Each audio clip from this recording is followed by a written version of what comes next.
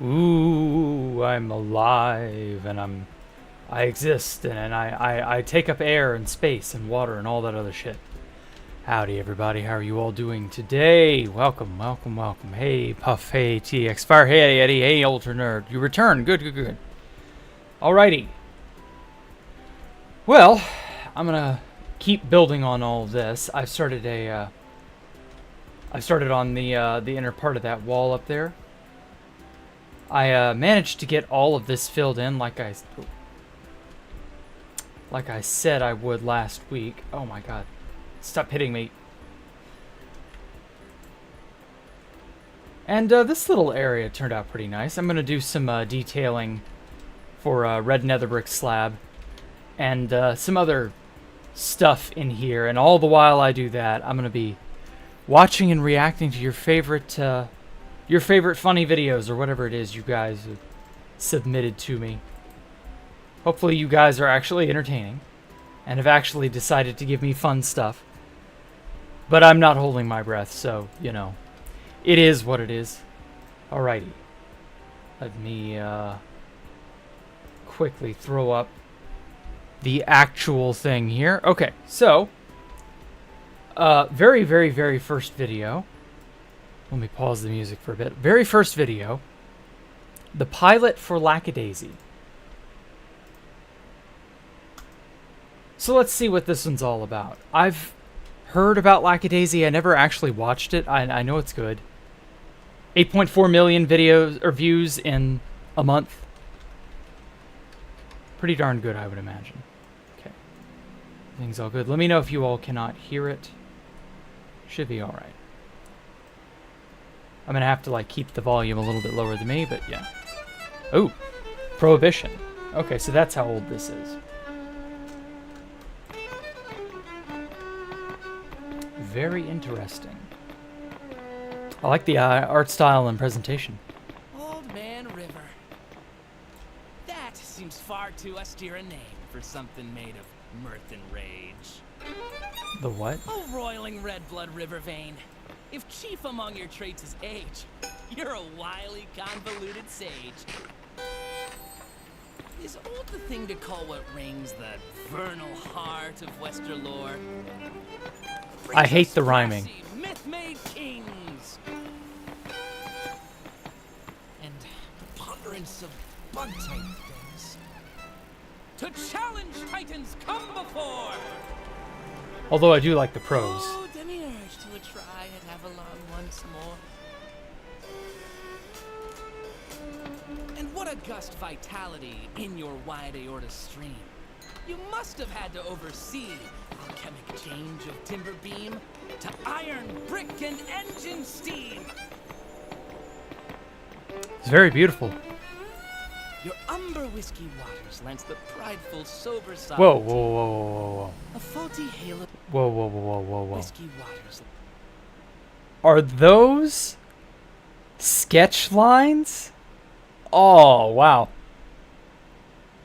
This had to have been forgotten in, like, whatever pass of quality they do before they go on to the next frames. Wow. Rip. Lends the prideful, sober sovereignty.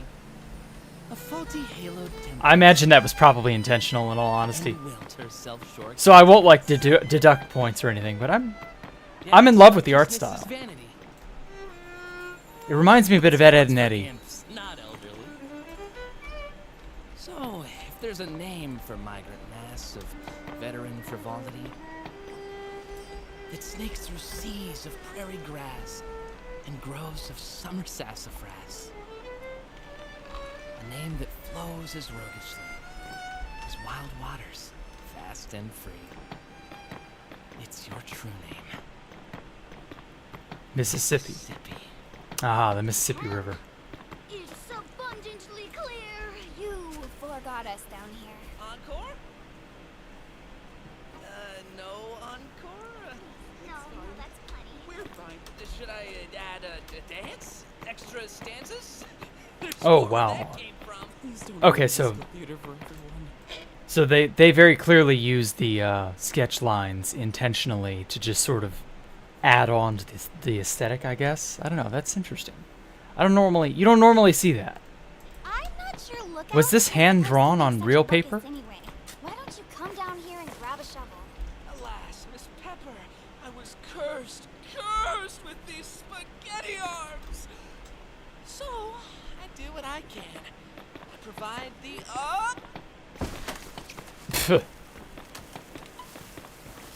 Fool.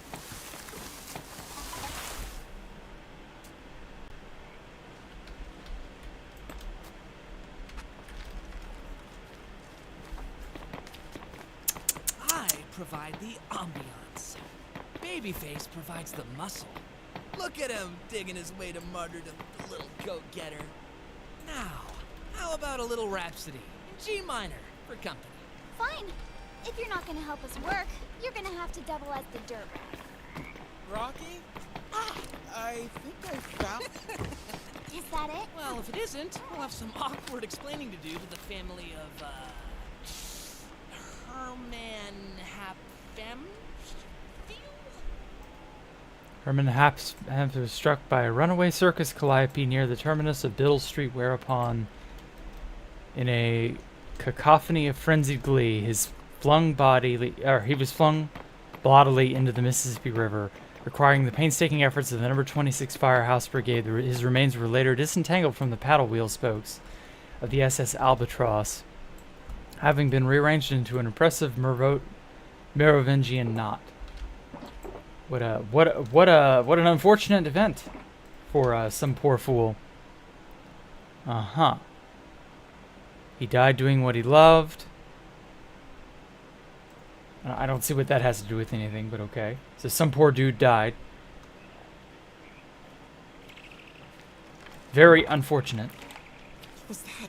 Did you hear something? All these unresting spirits were trespassing on their turf. But there's naught ye can do about it, ye feisty devils! Wish my mom was here. What? Blasphemy! That force of nature, she'd stop us dead. I know. Oh, Freckle. Don't tell me you aren't having a good time showing off your shoveling skills for Hotsy-Totsy over here. Oh.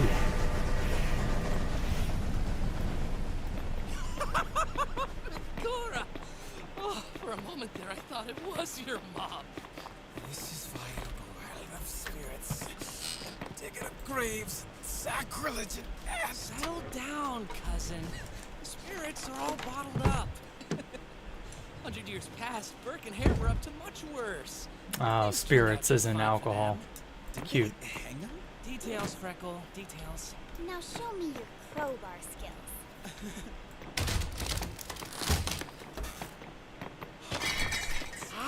Liquid gold! Dionysian delight! Better still, Canadian whiskey!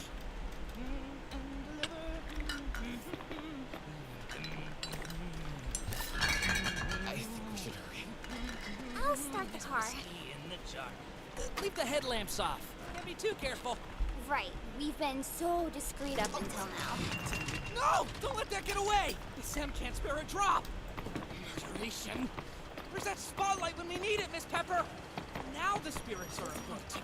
No, that is my foot. It's not what I meant. Well, I can't see. Ah, there it is. Stop it!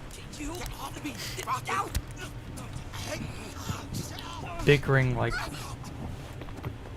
children.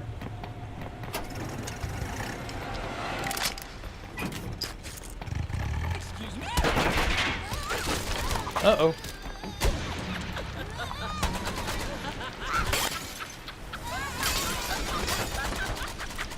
Rival gang, I guess. Look like we got some live ones tonight. Yeah, say boy, the chase is the best part.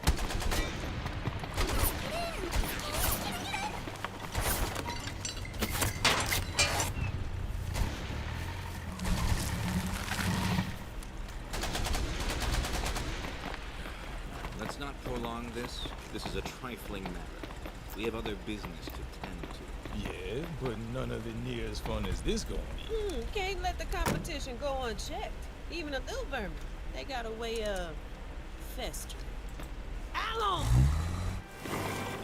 I like the Creole, I did it!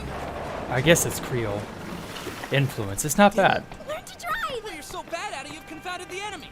Nicely done. Oh shit. Get confounded! Get confounded!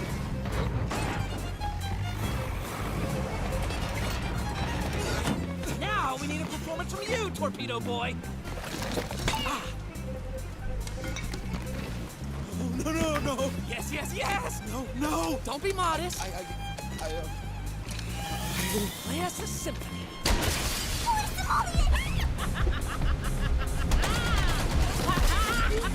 This is so well animated. I like it. What's going on back there?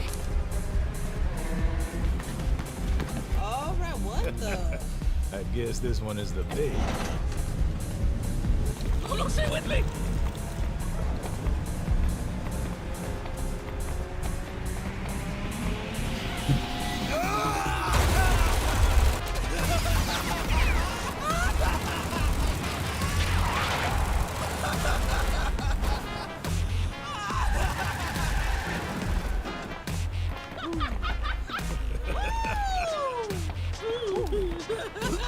I swallowed a bug. You got a big fat bad bed for dinner? What's that? Nah, just more glass. Profoundly unprofessional. Well, they got more firepower than I expected. But you want to take over driving back there? No. Especially now that you have alleviated us of our windshield. Oh, you don't like how we play? How about you stop spectating and throw in, Chef? Or do we have to worry about you getting sentimental about old times? Brakes! Oh, double crossing.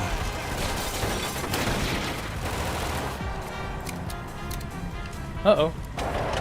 Out of bullets. That's not common in most cinematic scenes.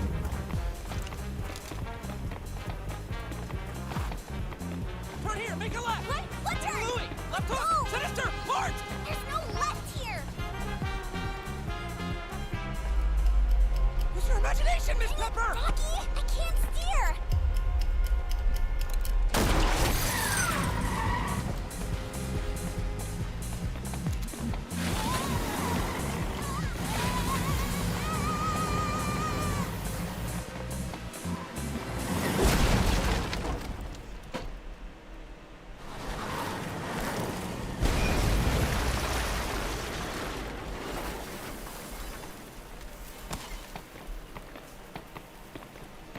Oof.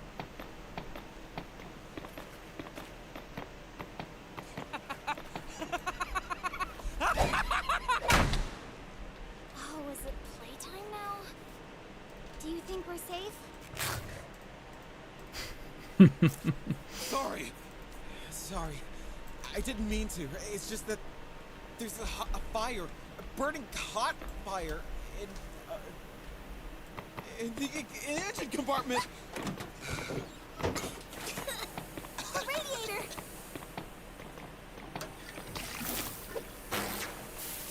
Hot, hot, hot.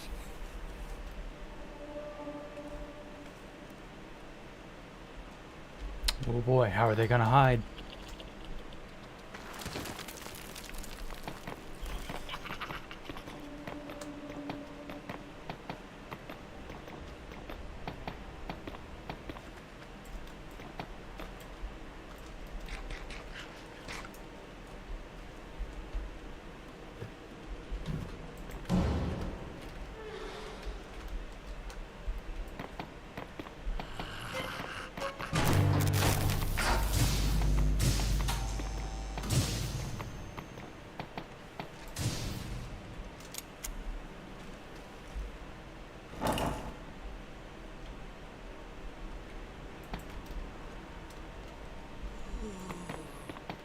Ooh, very atmospheric. It's full of magic things.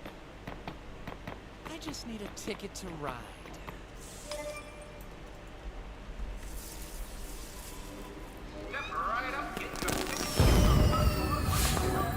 Demolition zone, no. Well, I'm that's running not out of sleeves and ideas. The engine is still too hot. I don't even know if You it'll... said there was a pistol in here somewhere? There's always one wedged in the seat. Well, I guess that's a gun. I'll draw them away. You start the car. Please. This is going to take longer if you scatter them. What happened to you that made you hate fun?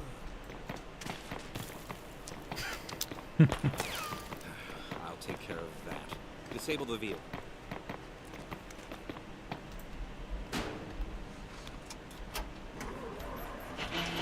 Raspberries! Aha!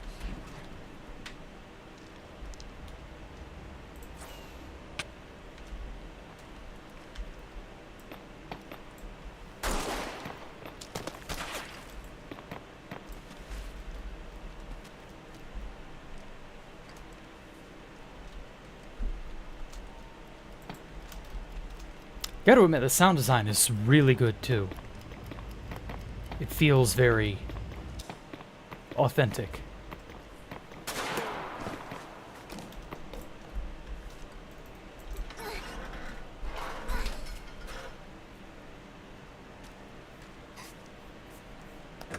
No! No, no, no, no, no! No!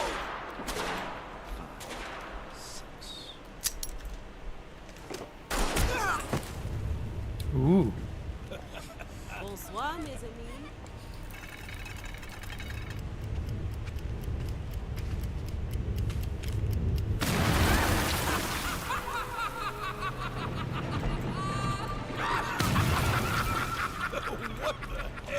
Child, this 11 kinds of stupid.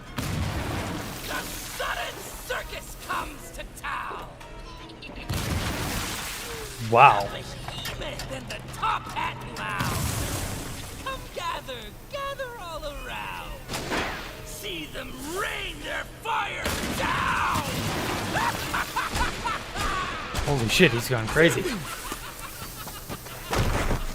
Oh. Yeah, no, they'd be dead after that.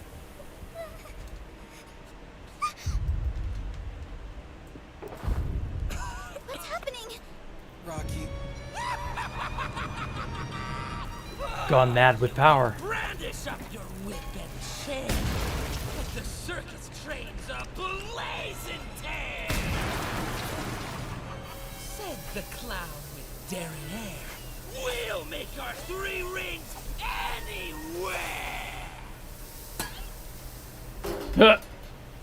Including your own.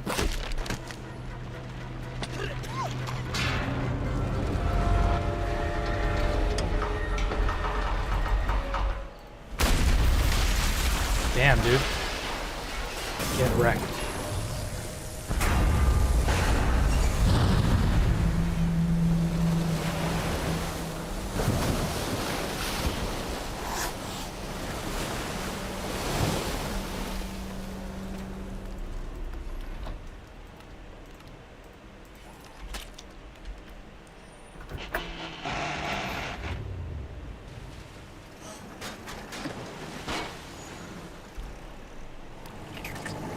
Rocky! Come on, Mudbug! We gotta skedaddle!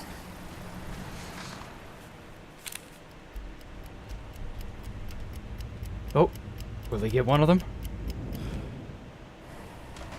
Oh, I bet he likes her. Can't bring himself to shoot her. Are my eyebrows still on? Yep. Aces. Here, Freckle. I got you a souvenir. Ah! You're supposed to light it first.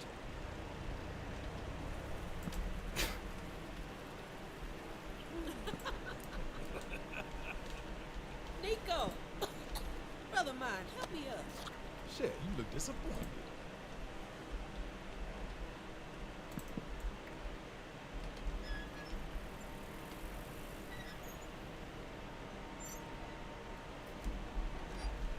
And though scrutinized and scandalized and troubled in the end by depleted finances, familiar story.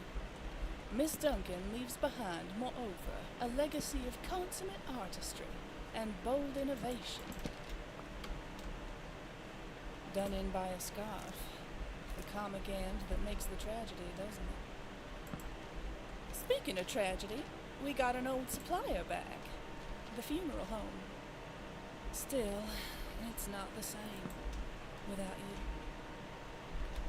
And that feeling that all of this was ours. Used to be we could drive a whole convoy of trucks in.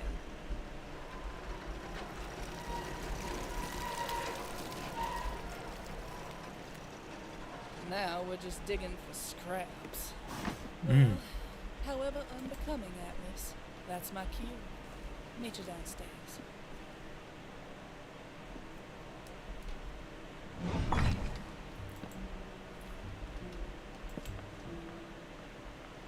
Miss M. Horatio.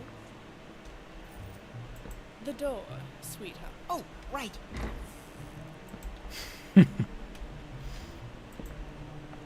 He's obviously sweet on her.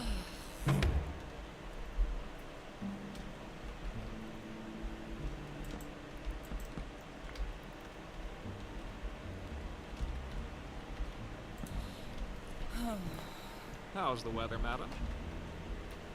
Ah, right, the difficult business of business. You could certainly be of some help. Except I'm supposed to be a pillar of the community, bearer of industry, upstanding citizen, you know? He said, bent over his illicit beverage. Oh, thank goodness, I wasn't sure you were alive. Zib! Shouldn't you be up on stage playing? For who? That guy? How about you, West? Shall I serenade you personally? Once I've had a few more illicit beverages, perhaps. I suppose I could use one of those too. Victor? Damn it. I knew that. Oh well.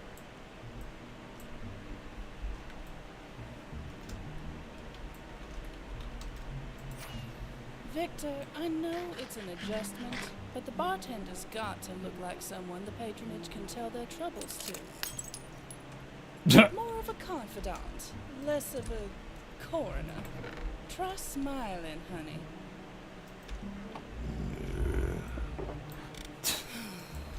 We'll work on Not a smiler. Bum, ba-da-dum, ba-ba-bum, bum, bum. Hello. We made it, everyone! We made it! About the carpet.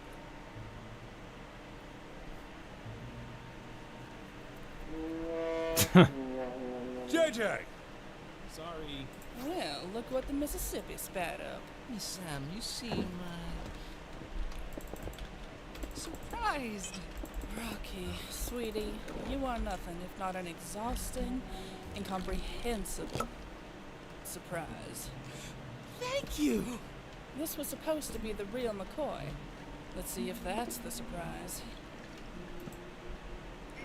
So, where did they even get this from? What was it, like a buried shipment of something? Well, it'll certainly start your engine. Which is to say, it beats radiator fluid. What's that aftertaste? Radiator. Crisp, full-bodied, reminiscent of oak wood. Coffin varnish. Coffin. Call it Sunset Rose Cocktail. Sunset Rose Cocktail? That sounds good. You have no idea what I went through to get this. I have very good an idea. Ugh. Can't imagine anyone wants to drink that shit. Sophisticated flavor. So, not bad then? Yeah, Better than getting shot. Still, is this all we got for our money, honey? You look like you took a bath in the red. Well, I could probably wring some more out of my coat for you. There was a minor incident?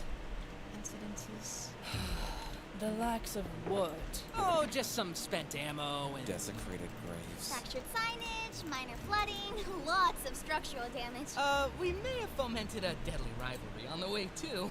But dynamite and heavy machinery are marvelous problem solvers. Hey, old sport! Dynamite? What dynamite? And the car is fine. I fixed it. Yeah, that sounds So about you'll be right. happy to know my violin came through unscathed. did your best, honey. Ragtag We group of can't keep fools. running ourselves ragged and into the red to bring Omega. What I mean is, I don't see how this.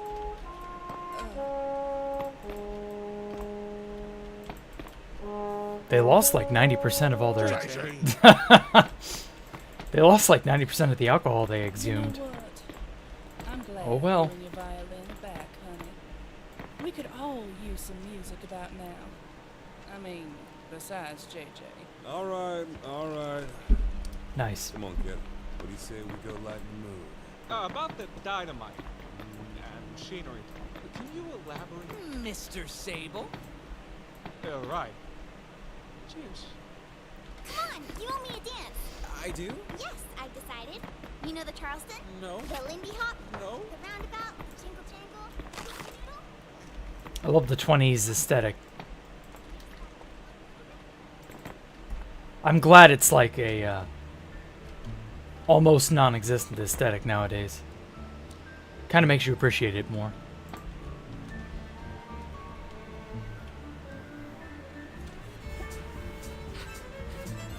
This was pretty good though.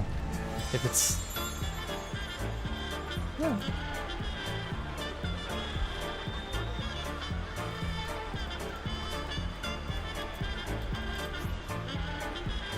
It's just something about the way they talk, the way they communicate. It's so much more, I don't know, wholesome? Michael Kovac, Lisa Raymond. I didn't get to read that in time, but yeah. Nobody I really recognize voice-wise. Pretty good. Wonder how long it took to put all this together. Screenplay, art director. Okay. I heard this was based on a webcomic of some kind. Huh.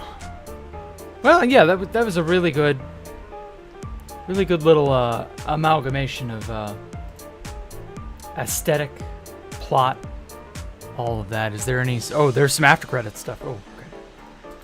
I shouldn't be too quick to rush.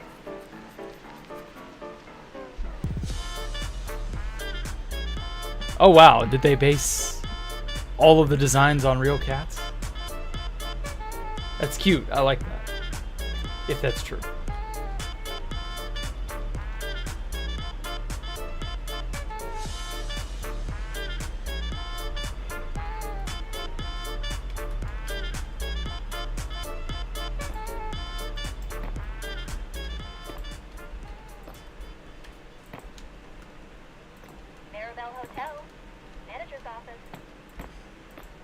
Connect me to Mr. Sweet, please. Rather unfortunately, we were sidetracked. The vehicle has been disabled, and on the whole, the evening has not gone according to plan. Let me see if I have this right. Ruthless, infamous hatchet man Mordecai Heller is calling me to ask for a ride.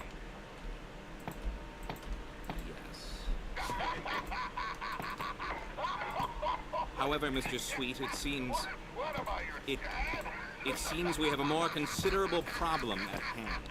What, someone mussed your hair? You got some dirt on you? As a matter of fact, yes. But more to the point, one of our suppliers appears to be double dealing to stragglers from lackadaisical things. They're clumsy and likely to draw attention. With the feds in town. Yeah, that's a real liability. I can only stave off so much heat from the higher-ups before this whole city starts smoldering. Oh, those dragons. Having given it some thought, it does appear to warrant our attention. Right then. Time to tie up some loose ends.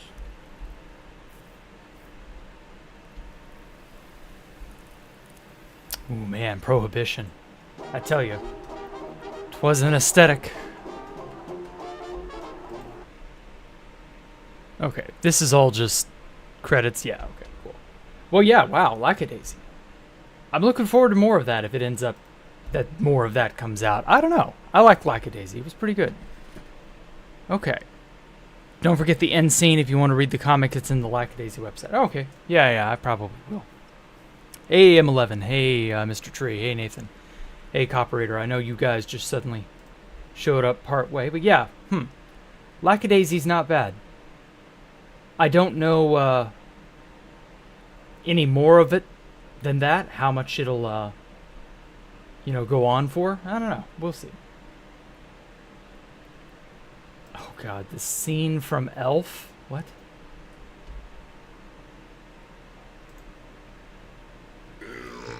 Oh yeah, that. No, I'm not. Nah, I'm good. I don't want to watch Will Ferrell belching. That shit's not cool. Okay. Something about cats playing patty cake. What the fuck? Patty cake, baker's man. Bake me a cake as fast as you can. Dude, that's not rolling. No, That's not rolling. You dropped it. That's not rolling. You quit. That's not rolling. No, yes, it is. No, it's Are not. you No, you don't. I'm not gonna do it if you don't know. I know how to roll it. Are you? Stop. Hold on. You don't even. Who's that? Creeper? Hello, creeper. What's good? What's good? All right, but okay, you don't know how to roll. Patty cake. Let's go. Come on. Right, I know how to I roll. like that the cats are actually I started it. Yes. distracted by the. We're starting over. We're Stop. starting over. Stop. Okay. Come on. Stop. Just start over. It Let's starts go. with this one. Easy. Ready? Ready? Patty cake, baker's man. That's cute. Bake How on me a earth cake as fast as you can. are they that coordinated? Ow, Dude, what's that? What's that? You You bit me. stopped Or say again. you You scratched stopped me. You got again. some talents, man. baby. Hey, don't call me a baby. Little Don't kitten. don't call me a bad baby. You remember last week what happened when you called me a Get baby? it closer. 12 Get it years, closer. jeez. Get that camera away from Oh, me. little Stop baby. it. That hurt. Little Stop. baby. Stop it. Don't call me a baby. Yeah. Oh, dude, what was that? Stop. Stop. It's payback, Stop. baby. Stop. Payback. Just little stop baby. right now. Come on, hey, no. Stop right Come now. on. We Patty don't cake. hit. Let's go. We- Patty Oh, cake. dude, I'm not gonna do it. All right, You all hit right. me again. Okay. Just stop. Patty cake then. Just Patty stop. cake. No. Patty cake. One Come more on, time. Let's go. All right. Come on. Ready? Come on, let's go. You ready? Patty cake, baker's man. Okay, this is pretty cute. Bake me a cake as. Hey, dude, you you're quit. You're getting stopped. off. You're Whoa, stopped. Uh-oh. Tired of you quitting biting. like Stop. that. Dude, I'm done. Do not I'm done. quit. No I'm more done. quitting. I'm Patty done. cake. I'm Patty done. cake. I'm Patty done. cake. Come on. It's Yeah. over. No, It's it's over. not over. It's never over. over. Shut this camera off right now. No. Shut Patty the camera cake. off. Patty I'm done. cake. I'm Patty out of here. cake. I'm out. Interesting. Well, yeah, that was cute. They somehow got the cats to be more coordinated. I guess. I don't know. Magic. Okay, Parrot does what, the fluff challenge?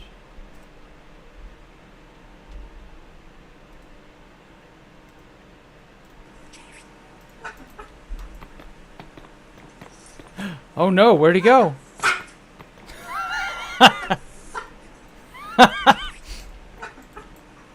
What the fuck? Nice. Taught the poor thing how to curse. I like that. That's very that's very cute. I like that. My dog stepped on a bee. Stop. I hate how it doesn't immediately pause the moment I turn it on. Okay. My dog stepped on a bee because my dog is Chinese. What? So he can't really see. Mrs. Hurd? I have HIV. Mrs. Hurd, can you just please be honest? I assaulted Johnny and divorced him because I wanted money. 7 milli, and I did not donate it to charity. And I told the whole world he abused me, when actually I'm the one who pooped on his bed and peed. Why? Oh, the Hurd, Johnny Depp why stuff. would you poop on his bed? Because I'm crazy. Wow, thank you for your honesty. Mrs. Hurd, is there anything else you'd like to add to your testimony? I love smelling feet. Okay. Objection relevance? I can't wait to cheat. My dog is what I want to eat. What the fuck? My dog stepped on a bee. Did someone say KFC? Okay, whatever. Please, actual funny or interesting videos. I don't think I can show any of those. The funny news interview. Check this Oh out. yeah. This one's a classic. I think I've seen this before. I've seen clips of it. I've used Check this one out. before. Intruders caught on camera invading houses. So could something like this happen to you? Dave Rowe knows all too well how it feels to have his home broken into. Yeah, and see, that's what the problem was. Because I heard him first. I said, hold on. I said, hold up. Wait a minute. Something ain't right. Because then I start to taste him. I say, Taste him? What? and then I start to smell him. So it's like a smell like, tastes like, I was like, so I knew something was wrong. I knew something special about it. You know? So what did you do when you heard the intruder? I ran upstairs. I had to run. And I had to do what that little girl, what's that little girl in the Holocaust? She had a, In the Holocaust. Frank and Beverly. And Frank, that's a hiding bitch, ain't it? That's hot. I had to get up the stairs. What So the he fuck? had so much rhythm. When he was walking up the stairs, he said, doom, doom, doom. Bitch, I started to almost beatbox up in the closet. Oh, boom, boom, boom. But I couldn't do it yet because I couldn't die. I got court tomorrow. I got court. I'm just a little shook up. That's all that is. Yeah, but at least he got out of there and did the right thing. What even?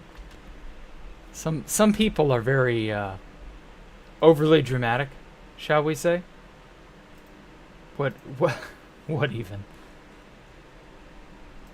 Oh my god. Sketch of the thief. Ethan Forhetz reports in sketch of suspected thief. Police officers in Lancaster, Pennsylvania, were asking people to be on the lookout for a man who robbed a store. And I think we do. Look like a leprechaun? Can we take that? Let's take his description.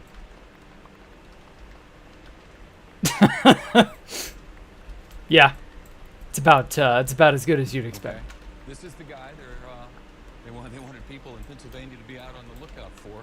He's got a nose and He's got two eyes. that goes like that, and he was wearing a hat at the time of this particular crime. He's got kind of a chin that comes down to almost a point. Stands about 5 feet 4 inches tall. There it is. Again, is he a leprechaun? Oh, and now I'm getting word that police actually caught this guy, thanks to the sketch, no doubt. So here's a picture of the real guy next to the sketch that led to his arrest. It's uncanny. It's not bad for a caricature. Is now charged with 2 counts of theft. Is being held in the Lancaster jail. And I say, give that sketch artist a raise. This wouldn't be so funny, except it's a real sketch. That was actually the sketch that the police sent out. The police sent this out? What? And hey, to their credit, they came through. I don't think they caught him because of the sketch. What an odd thing to end up seeing. Just the police, I tell you. No, I am not watching the coronation of the king. That is just... Ooh, okay. Jacob Geller, The Shape of Infinity. I don't think I've seen that. Yeah. Okay, now this one oh god, it's 26 minutes long. Oh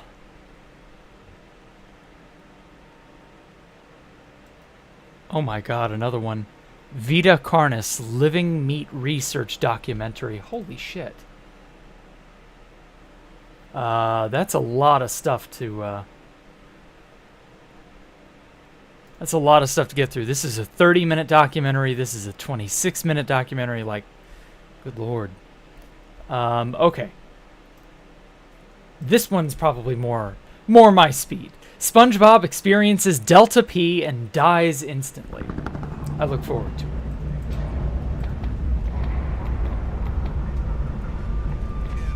Delta P is a sudden change in pressure. A very dramatic sudden change in pressure in an underwater setting.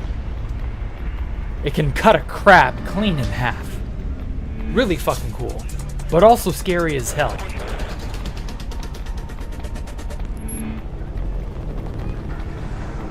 Well, if you're SpongeBob. BP, American flag, I like that.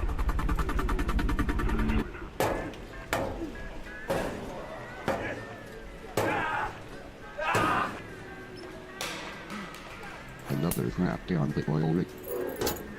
I hope I have some mail. Oh no, not again. Divorce. Just throw a continental breakfast at my face. God, I have nothing left. So is this supposed to be how the BP oil spill My name happened is Squidward. back in I'm 2010? a Transocean offshore drilling contractor. I do the same thing every day. Drill for oil.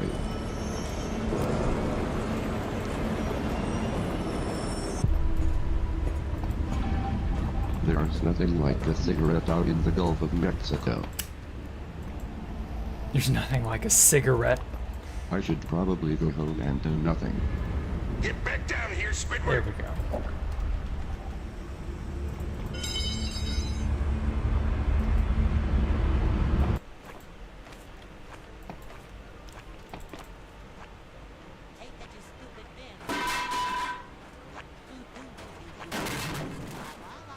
What the fuck are you doing? Oh, good morning, Squidward. How was your shift on the Oryx? We live in a cruel, disgusting world and I'm alone. Also, my wife is... Okay. Look, Squidward, that drill pipe is buckling from extreme pressure. Uh-oh. Oh, hey, Patrick. You look like crap. Why do you even exist? What do we do? I think they should run a negative pressure test before they do anything else. Delta P, or differential pressure, refers to the situation where the pressure between two bodies of water are dramatically different. The cement plug depth below the wellhead can influence the differential pressure created during a negative pressure test, and can also be caused by a phenomenon referred to as angular compression.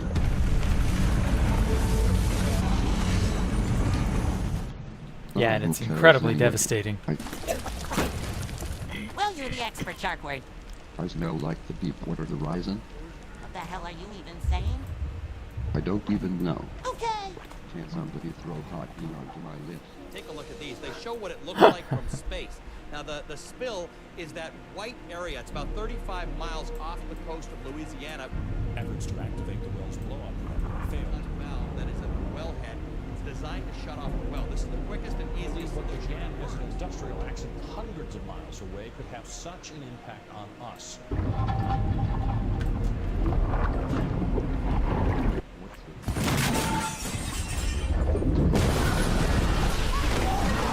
Oh, damn.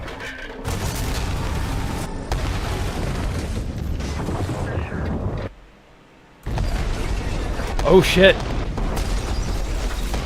So much fire.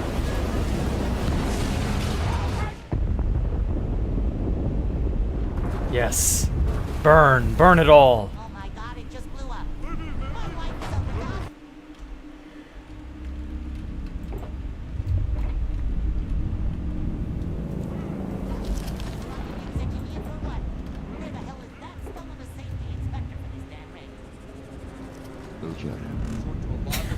Oh shit. One or more relief rigs that would drill deep wells nearby to push mud and concrete into the gushing cavity to stop the flow of oil. But that could take weeks, maybe more than a month. Plot hole. I think we have a blowout incoming from 18,000 feet below. Somebody ordered substandard drilling cement to contain the well bore. God damn it! We should evacuate the crusty oil platform as soon as The crusty oil platform. Squidward! I'm going to run him over with my car. I'm gonna run him over with my car. I'm insane.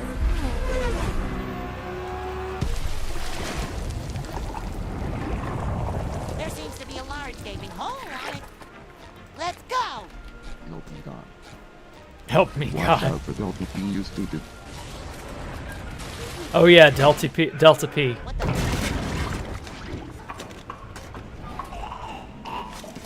I'm not going anywhere near there. Two out of 3 commercial dogger fatalities involve Delta P.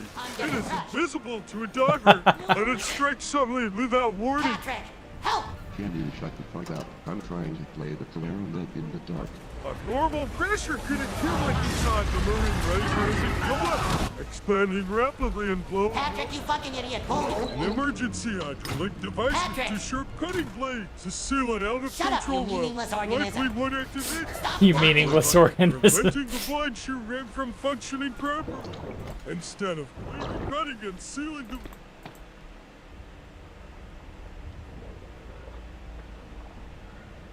Uh-oh, he did.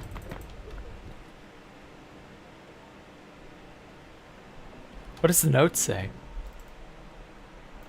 I can't read it. It's too small, but damn. What the hell have you done, you stupid idiot? Don't know my investments.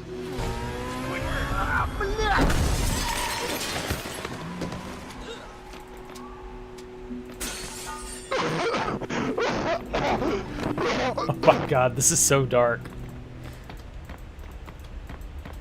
I love it.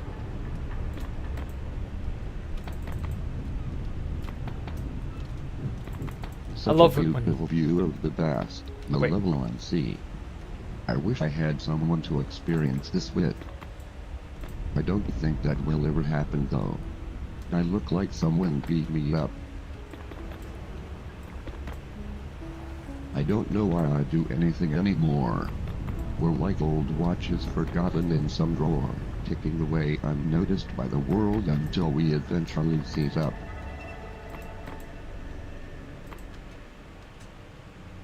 Damn, that's deep. Anyway.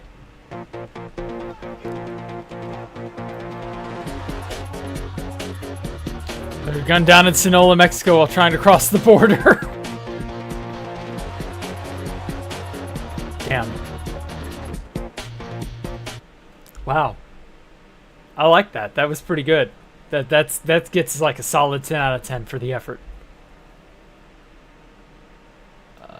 Noodle. I think I should leave this, or I should leave this mall, I think. Okay.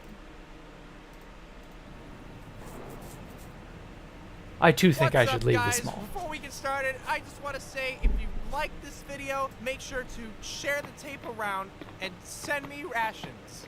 It really helps me out. Tonight, we will be attempting something that nobody has ever tried before, and everyone I knew has told me, don't try that. We will be entering this mall, finding a rare VHS tape, and I will show you the tape. You may be wondering, why risk so much for just a tape? Well, you see, we're on the hunt for That's What I Call John, Volume 3, featuring the titular John. The astute among you may have noticed that this tape, instantly recognizable by its orange hue, is in my hand. This tape is the second edition. We're after the first edition, the only physical media ever to include the infamous banned episode of John After Dark, the title of which I have been advised not to say on camera. My two weapons, my apparatus, and my brain. Now, I don't think this will be a problem for me, but if I don't return, that would suck. Yeah, I imagine.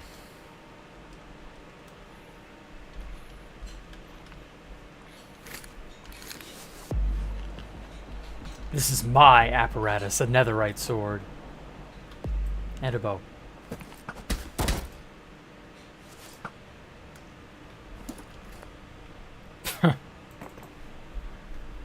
Motion-activated lights.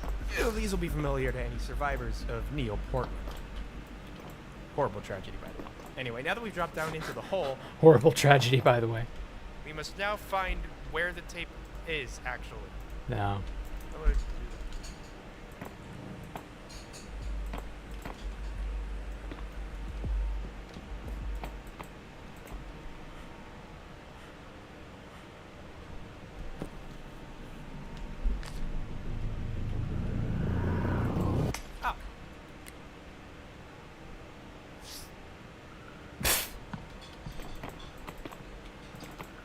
Alright guys, check this out. This is something I learned back in Darkside, Philadelphia. You see, normally a fall like that would kill me. But, little known fact, cars, such as that one, have what are called crumple zones that protect from all impact. Yeah, but not you. They're to protect the occupant of the car, you idiot. You see, I also have... Nice. It's a wonder you didn't break every bone in your body.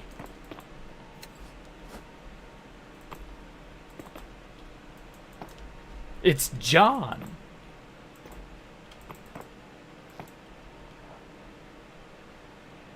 And just like that, my eagle-adjacent eyes have spotted the tape. All that's left now is to walk up and...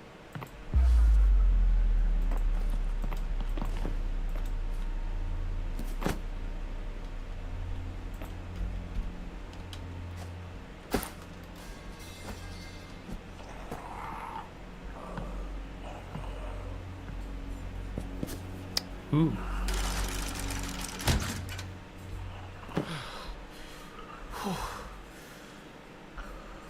All right, guys. Now that all threats have been swiftly dealt with, we should be free to... You know, I don't fucking care. Here it is. Here he is. Now, how do you get out alive? That certainly begs a question, doesn't it?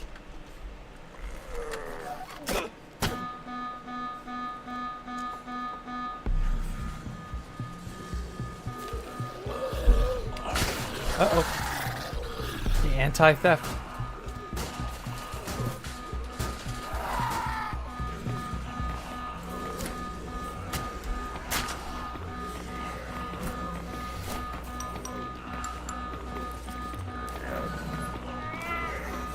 What about your implement, your device?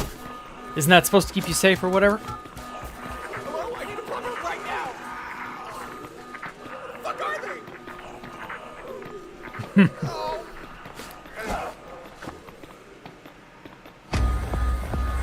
Oh shit.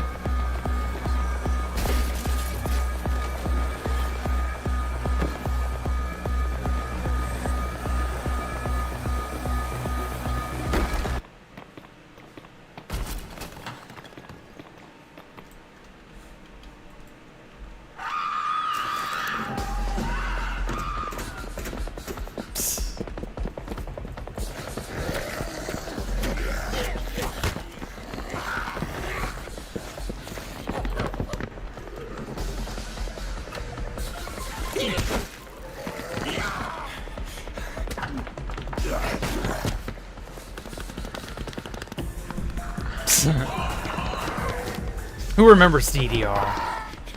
I loved watching people stomp around on those stupid machines. Was never any good at the game myself, but yeah.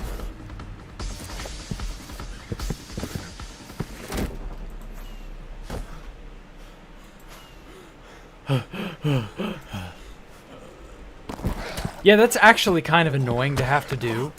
Panting and heavy breathing in voice acting work. It'll actually make you pass out if you aren't careful. Oh god.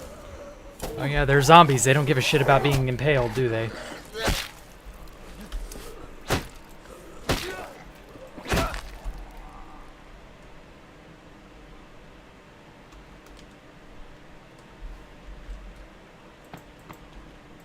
Safety first. But I don't care about safety. Hi, I'm John. You might know me from John. I've taken some time from my busy schedule to tell you a little bit about Dying Light 2. Dying Light 2 is an open-world zombie game with a heavy emphasis on cool parkour, such as wall run, grapple hook. Fall to death? Fault. No, you are fine. You see, Cars have Crumple Zone right off the tail of its 1-year anniversary. The game has seen a wealth of updates and, barring real-world apocalyptic scenarios, has new content coming all the way into 2027. Check out Dying Light 2 at 2027. bit.ly/NoodleDL2 today. I'm John. Is that real? Thanks to Techland for sponsoring this video.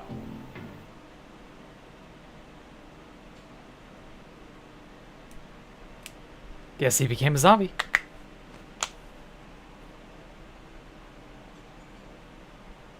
Or not.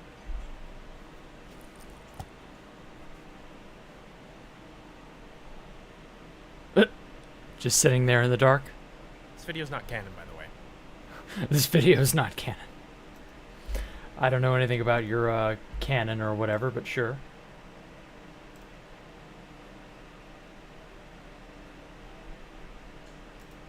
Alrighty. Any... Oh, fuck.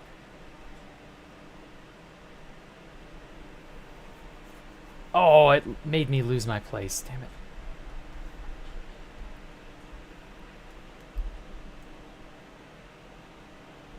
Okay, here we go. We got Stepped on a Bee, the sketch, the Shape of Infinity, SpongeBob Delta P. Okay, Star Citizen propaganda. Honest to God, it's amazing that he makes something like this with a game like Star Citizen. Yeah, I've heard a lot about Star Citizen. Nascience is the most anti-horror horror game I've ever played. Gaming's harshest architecture. Oh god, I may not be able to get through a lot of this. Oh my god, 46 minutes for the war for Jumptown? Are you what? Let me set the stage for you, Loman. I'm sulking through these city streets. I've never sulked harder. The only thing to my name is a plastic pistol. Patchwipe took every single one of my credits. Even after all this time, I'm still at square one. Sounds like you have nothing to lose. You really think this plan gave me my first fighter? We pull this off, you might be able to buy 2. See you in a bit. Well, I'll be damned. Son of a bitch. Interesting. I'm gonna... On to Constellation, Phoenix? Is that on the ground? War going on. I'm not gonna watch this because it's just so goddamn long, but yeah. Okay, so Vita Carnus, we'll get to that. Star Citizen, I'm not, like, that into Star Citizen. I don't know. Better Call Mom. Oh no, is this a YouTube poop? Okay, we'll do a few more funnies, and then Shape of Infinity. What the shit? Hey! I need to call my mom. Give me your phone.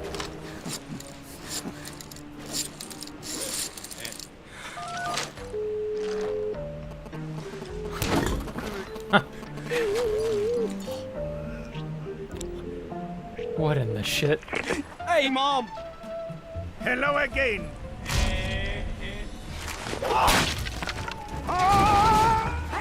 Wait! What have you done? What in the hell?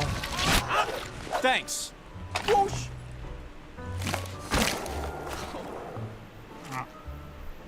Ah! This is an interesting experience. Is this what taking acid is like? Ugly. Yeah, it must be. Holy shit. That's something. I will not lie. Okay, the U.S. is shocked that Andorra is not in Africa. This is a 15-year-old video. Holy shit. From The Onion.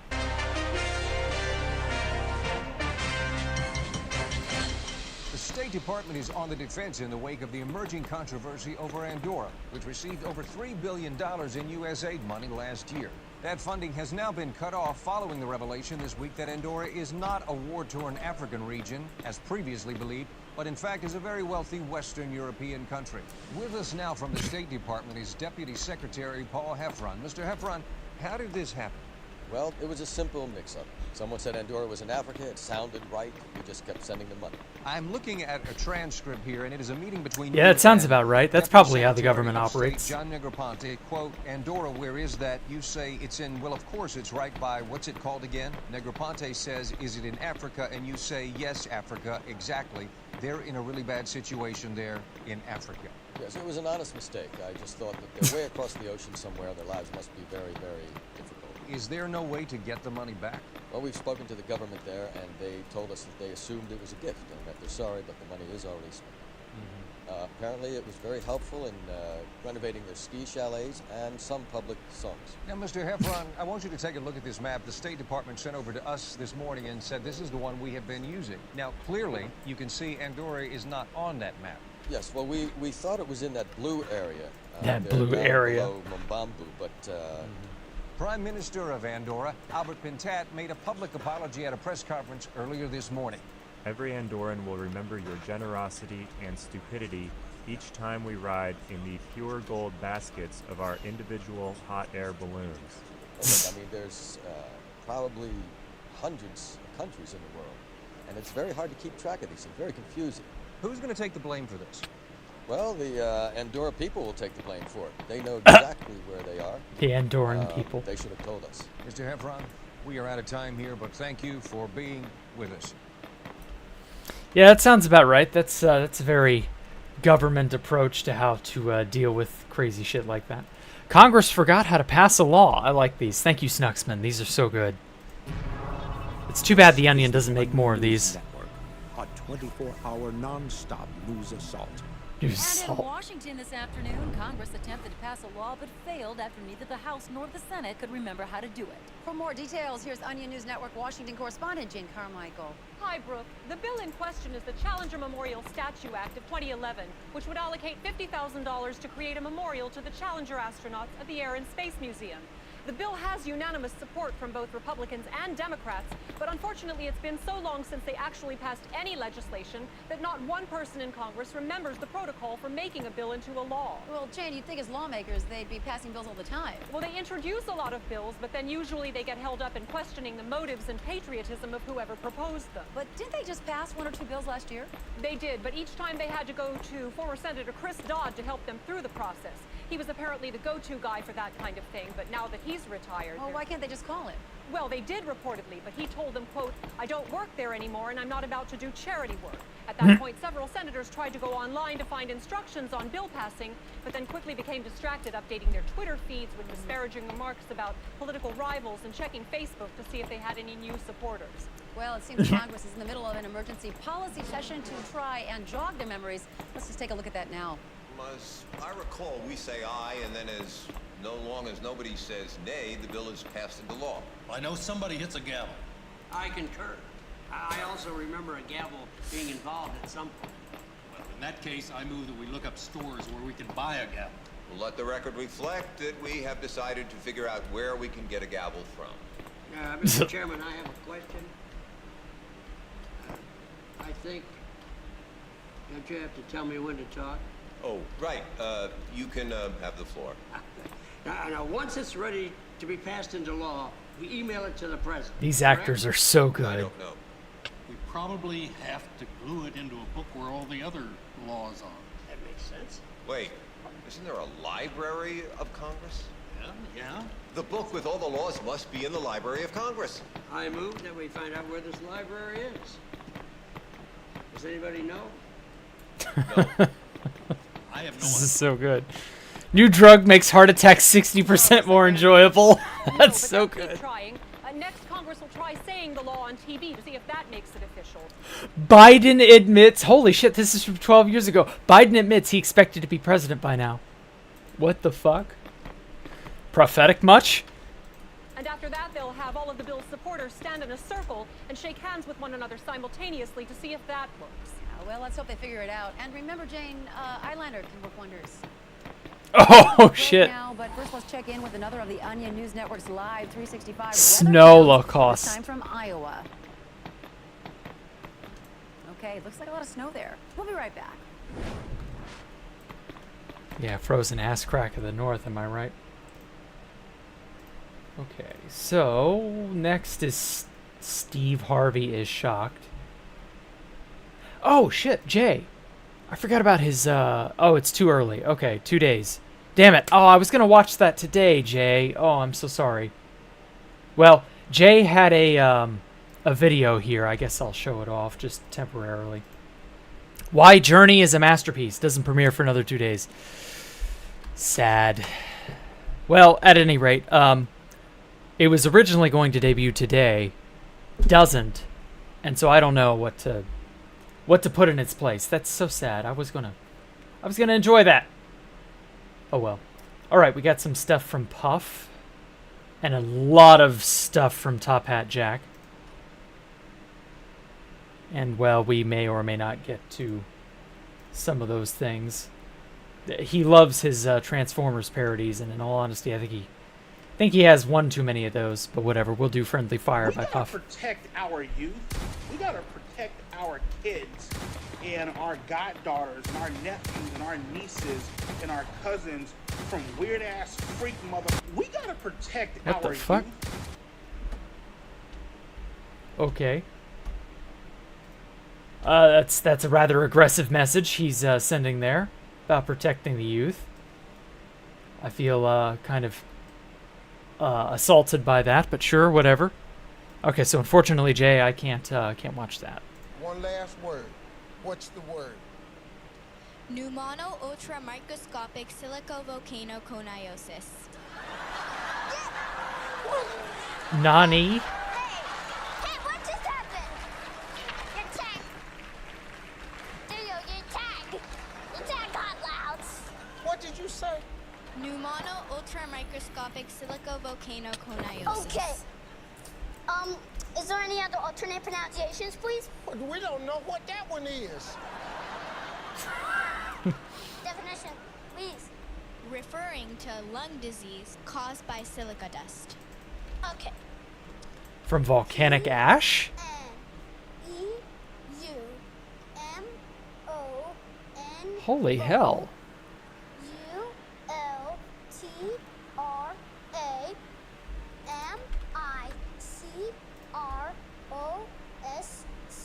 One last word. What's... Did he get it right? Oh well, whatever. Okay, a day in Grady's world after 50 years in Polk law enforcement. Ah yes, we'll do a Sheriff Grady. I like him. Okay, and then Shape of Infinity, and I think that'll be all of those. Just about everybody in the Tampa Bay area, maybe the nation. I like Polk knows Grady. the He's good. name Good Grady guy. Judd. He's the beloved, no-nonsense sheriff of Polk County.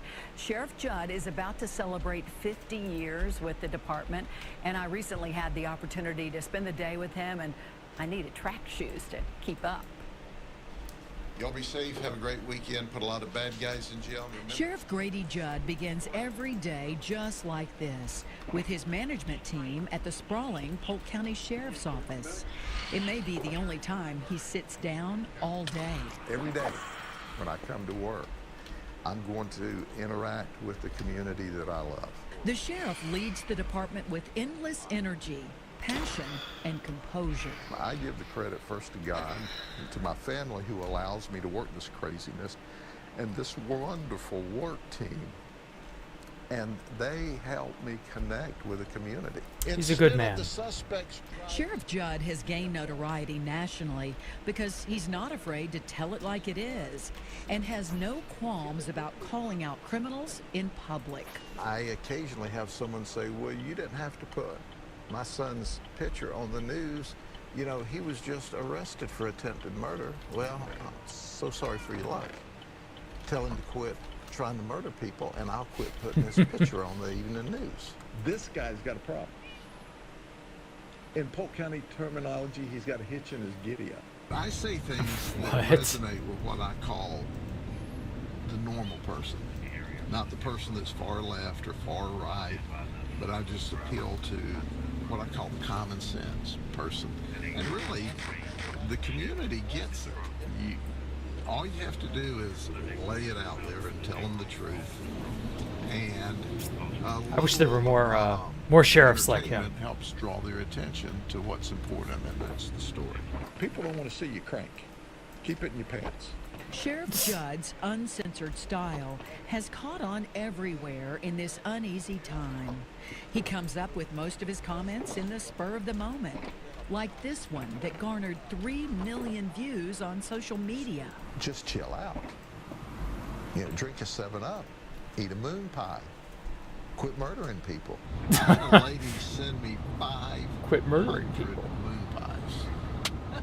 Jeez. 500. Can you believe that? I love moon pies. If you've never eaten a moon pie, you've really not completed that phase of life yet. Even music videos have helped him garner international attention. Wait a minute, is that This thing had millions and millions what? and millions What of rapper views was all that? I over think the world. was that Little The John? sheriff doesn't mind this attention as long as it helps him keep his beloved community safe. My job is to inform the community. Now, some of it is rough and graphic and scary, but how are people informed if you don't communicate clearly with them? It's good to see y'all. I'm gonna go in here and get me some lunch. It's obvious spending the day with the sheriff that he is loved here, almost treated like a rock star. His photo and his dad's adorn the wall at A&B Restaurant in the neighborhood where he grew up in Lakeland. His wife, Marisa, handles all the attention with grace. I am too. I'm doing better now that I've seen you. Marisa and the sheriff have been married 50 years this summer. Oh, High wow. school sweethearts.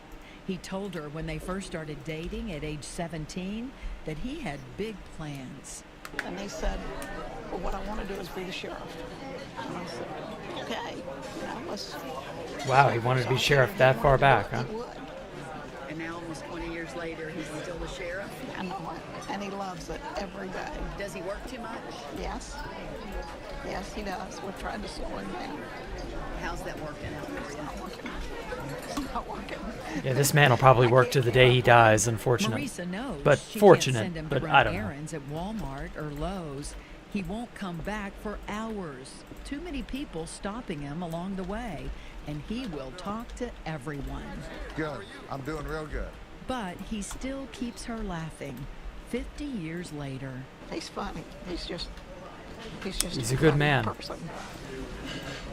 After almost 50 years of marriage, you can still say that. Yes. Even more probably now. One thing's for sure, the sheriff loves his wife. And the thing about it is I love her more today than I did yesterday, and more yesterday than the day before, and that's going on the entire time I've known her. At 68 years old, Sheriff Judd has no plans to slow Wow. down anytime soon. Well, he's not in his And 70s he yet. certainly doesn't plan to run for any other office. How many people can say that they've worked their entire adult life at a job and still wake up most mornings before the alarm goes off excited to come to work? That's where I am. Damn, I wish I had that imagine level not of working. excitement for an That's ordinary job. foreign to me. I love to work. I love people. And I want a safe community. I figure at July I celebrate 50 years. And the best I've been able to... Oh, that was a year ago. He's analyze, already had I'm his 50th. Probably at least halfway through my career. What do you think? Well, I think that the people of Polk County want him to stick around as long as he wants to, and he can. The sheriff has a big family, 2 children, 13 grandchildren. Wow. So how does he unwind? A lot of people want to know. I think you're going to enjoy seeing his favorite hobby. We'll show you that tonight at 10 o'clock. He is as authentic as it gets. He certainly is. Do you realize that he has taught college classes for law enforcement for 20? He did it for 23 years before he has all his degrees. Before he became sheriff, once he became sheriff, he wasn't able to do it anymore because he was too busy. But he would like to do that again. Maybe. Yeah. Can you imagine having him as a teacher, Paul? That'd be a class I think we'd want to go to. Life lessons pretty quick. Yeah. Stay with me, sure. I'm going home tonight. I'm going to have a moon pie when I'm done. And that'll be my dessert. I think that's fantastic. Yeah, it's good stuff. He's great. Okay. The Shape of Infinity. This will be the last one I react to today. Ooh, Curiosity Stream. So you know these are In really... Susanna Clark's novel, Piranesi, the titular character's world is not our own. There are no plants in the world, apart from the seaweed and lilies that grow in the ocean. There are just 15 people who have ever lived, although only 2 are currently drawing breath. There are innumerable statues, some massive, some modest, all distinct. And all of this, the people, the ocean, the statues, reside in the house. Endlessly tall, endlessly long, impossibly deep. In Jorge Luis Borges' story, The Library of Babel, the narrator's world is not our own. Although there must be a limit to the library filled with every possible combination of letters that can fit within 410 pages, such a limit defies comprehension, and indeed the narrator rejects such a limit. The library, they say, is unlimited, cyclical. There is no end to the shelves of the world and no beginning. When a person dies in the Library of Babel, their body is lifted over the protective railing and allowed to plummet for eternity between floors. An airborne burial with no worry of ever meeting the ground. In William Cheer's Manifold Garden, the player's world is not our own. A recursive universe, the columns, hallways, and monuments of the impossible spaces only terminate temporarily, if they do at all. Each floor is no different than its ceiling, each wall as meaningful or less as any other. Manifold Garden's dizzying heights are the same as its depths, each identical permutation of architecture as important or transient as the last. Although we affect its levels and move its geometry, we ourselves are nothing. Shapeless, voiceless, shadowless. Each world so different from our own. Each one an attempt to reckon with the infinite. Each impossible to leave behind. Crazy. I think I've actually seen this before. 2020. Man. This does sound familiar. Clark's Piranesi gives the reader a gift by not forefronting the story for probably half of its already modest length. Instead, it allows us to luxuriate in the infinite house's grandeur. Pages are spent describing the clouds that linger in the upper floors of the house, the surface detailings of one of the endless statues that line the walls, the way the tides of the lower floors rise up the massive stairways and crash against the wide walls and windows. Piranesi's most electric moments are ones of sublime description. A hall where the floor has fallen away and revealed massive marble figures half submerged in the ocean below, or a moonlit room with an entire wall of intertwined carvings gazing up at the moon. The protagonist of the story understands unquestioningly that the house that is his world is infinite. He knows that there are flights of stairs much higher than he could ever reach, secrets hidden below the violent tides. And what he does with this understanding isn't to despair or resign himself to a familiar corner, but to embrace the gift that is a world that will never stop showing him new things. This too is the tone of Borges' Library of Babel. The language of that story isn't clinical nor fearful, but reverent. To wander the stacks of bookshelves forever is nothing less than a holy task. And when those spaces and that duty is communicated to us, it feels that the author imparts a little of that sacred duty onto us as well. It feels, after spending enough time in these fictional spaces, that we too have an obligation to the infinite. I know. I'm starting big and we're only gonna get bigger here. We're talking about infinity. There's no time for on-ramping. We gotta jump right into it. Piranesi, the book title and the character name, are both a direct reference to Giovanni Battista Piranesi, an Italian architect / archaeologist / artist of the 18th century. I said architect first, but in truth, Giovanni was only ever responsible for one completed building, the restoration of the Santa Maria del Priorato Church in 1766. A look at the facade gives a hint of his architectural proclivities. marble, the implication of strong columns, actually pilasters in this case, the Roman style he was obsessed with, highlighted with the Venetian eccentricities that reflected his background. Of course, a single church is hardly the reason for Piranesi's centuries-long legacy. His most famous architectural works are a little more heightened. Yeah, I've seen his stuff before. Giovanni Battista Piranesi's legacy is not in stone or marble or brick, but in engravings, pieces that he carved into copper plates from which multiple versions of the same print could be pulled. And it was in these engravings that Piranesi created worlds. His most famous works are likely Carceri d'Invenzione, or Imaginary Prisons, created in 1742 when he was 22 years old. French poet Victor Hugo captures them as such. Le noir cerveau de Piranèse est une béante fournaise où se mêlent l'arche et le ciel, l'escalier, la tour, la colonne, où croît, monte, s'enfle et bouillonne l'incommensurable Babel. Piranesi's engravings tend to do this to people. As Jennifer Long wrote, the Piranesi effect takes a number of forms. It can be something to do with a feeling of unease and ambiguity, of things being out of place or out of time. It is also a sensation of glorious indigestion, a piling up or layering of parts which far exceeds what is required to make a whole. And Imaginary Prisons is the pinnacle of this feeling. Where does one even start? Is it with their style?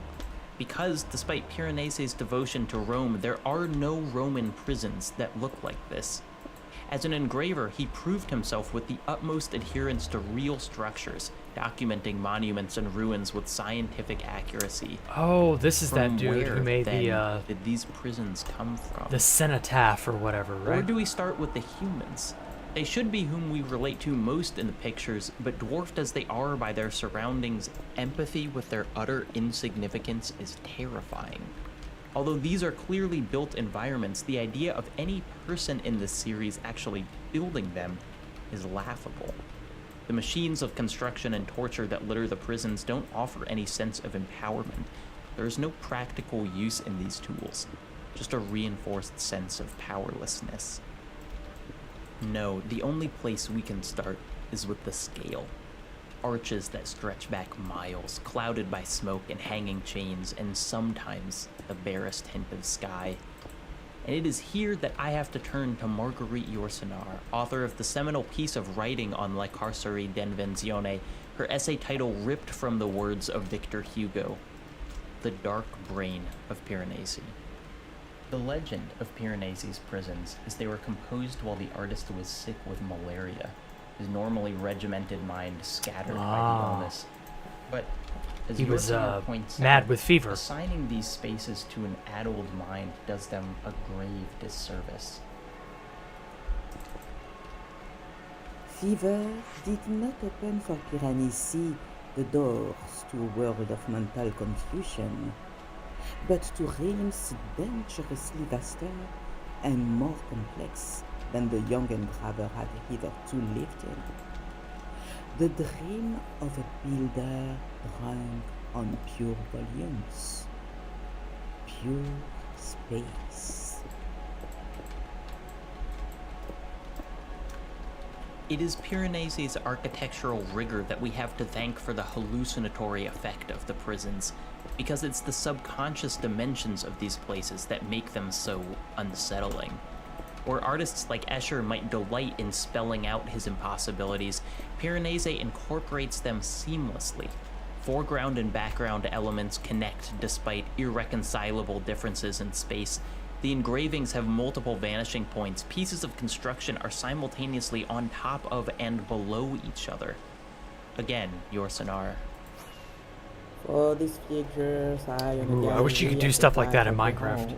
To have such infinitesimal dimensions, this balcony would have to be separated from us by hours of walking. This discrepancy, which suffices to prove that this somber place is only a dream, fills us with an anguish, analogous to that of an inchworm trying to measure the walls of a cathedral. Could there be a more fitting space for Clark to have pulled her I love infinite spaces world like from this. and named it after? Could Piranesi's endless It's almost like halls I've and taken innumerable personal inspiration statues be from birthed a more from it. evocative source, where the people and sculptures are near indistinguishable?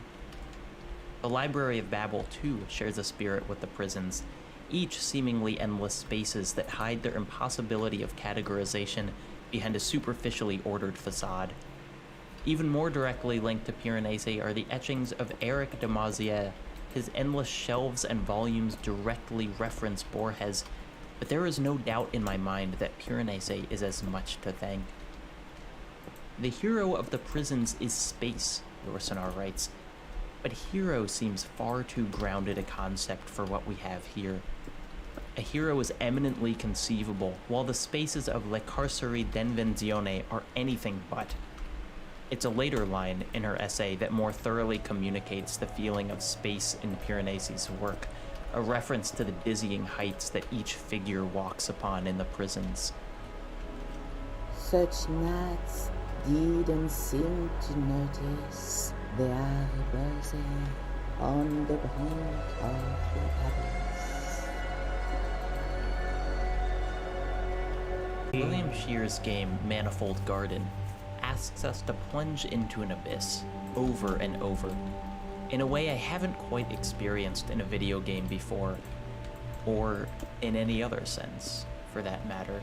It reminds me of There are Antechamber a a lot lot. of buzzwords one could use to sell the concept of Manifold Garden: recursive universe, shiftable gravity, block, cube, puzzle, game. But I think it's equally interesting to talk about what it doesn't have. There are no characters in Manifold Garden, no dialogue, no implication of a world outside of the structures. There's never a moment where you catch your reflection in a window or a shadow that reveals your form. It is, as Yourcenar puts it, the dream of a builder drunk on pure volumes, pure space. One aspect that kind of makes showing off Manifold Garden difficult is it's actually much more disorienting to watch than it is to play. In video, the game is near chaotic. Floors and ceilings suddenly swap places, endless falls terminate in unexpected geometry. The rules are almost impossible to track. Yeah, But I get what he playing means. it doesn't feel that way. At least not after a brief adjustment period. While Manifold Garden remains a challenging puzzle experience, the speed with which I adjusted to this infinite space was kind of intoxicating. One of the earliest realizations you have is that falling is far faster than walking, and since you can swing the gravity around at will, you can cover immense distances by simply plummeting towards them. And if you miss your target, it absolutely does not matter, because the next level down in this abyss is just as good. The aesthetic and the gameplay are inextricably linked here. The voids of white and black that make up the skybox are also tunnels you can travel through to literally land above or below yourself. The intricacy of the architecture lends itself to sudden gravity changes, each column a potential ceiling or platform to stand on. And yet, the aesthetic also weaves in the legacy of the infinite through time. Is it any surprise that the dark mind of Piranesi, place where the arc and the sky mingle, lives within this game? Manifold Garden does have a story. I might of have to play sorts. that. It's abstract, wordless. It ends gloriously. The best thing about playing it, though, is that it doesn't have to convince you of the need to explore this space. While Borges and Clark spent pages writing about the divine duty of exploring the library, and Piranesi put humans on the edges of his impossible worlds, Manifold Garden let me have just a taste of that infinity firsthand, and it turns out, yup, when presented with something as beautiful and begging to be explored as this infinity, There doesn't need to be an external reason to live in it. The space is enough. Drunk on volumes. Yeah, I get it. But when the space Yeah, is I'm infinite, intrigued. I want to we're try confronted this. with the other limiting factor of existence. Piranesi, Clark, Cheer, Borges all created infinities, but time is an abyss just as much as space. The last time I felt confronted with this was... Well, don't laugh. It was Legos. In the video, making a Google to 1 reduction with Lego gears, the Brick Experiment channel creates an existential crisis using just under 200 gears and screws. As the first minute of the video shows, a motor rotating 370 times per minute can be connected to a series of gears to create a functional clock, a larger gear that rotates 1 time per minute. And then there's no single moment when this clock becomes an abyss. Okay, actually, maybe yeah, I get it. It's just a piece-by-piece construction, each gear manageable in its own right, but when put together becomes something inconceivable. They magnify each other. The final gear to complete a rotation in this clock will happen every this many years. Essentially a 5 followed by 91 zeros. And this is what? The surface of a smallish coffee table? Add a few gears and you'll shoot past the heat death of the universe. And this is terrifying on 2 levels. Each gear magnifies it by some huge order of any magnitude. scale of time we could possibly comprehend. And 2, that it's no closer to infinity than a single gear. Like the narrator's life lived in the Library of Babel or Piranesi's quest to document the halls of his world, the quest for the infinite is impossible. But that doesn't mean it's without meaning. How can you understand a thing as stupid as our existence? Asked Roman Opalka, a French-Polish painter and overall very blunt man. Maybe that sounds too brutal, but this existence makes no sense. It is nonsense, and this nonsense is my work. Opalka lived to be 79 years old. He spent 46 of those years attempting to paint infinity. Ah, yeah, How the does number one paint painting guy. infinity? Piranesi and Cheer might have one answer. Opalka had another. On a jet black canvas with white paint with the smallest size brush available. And you start at 1. That's where he started, at least. In 1965, the number 1, accompanied by the whisper of Yedin. What followed is 2, Va, and so on. What staggers me about Opalka is he knew, before he painted the very first number, that he would work on this project for the rest of his life. And he did. Every single day, he would paint the numbers. Tens, hundreds, thousands, millions. He probably didn't get that far. Alongside painting each number, he'd murmur its name, just loud enough for the tape next to him to record it.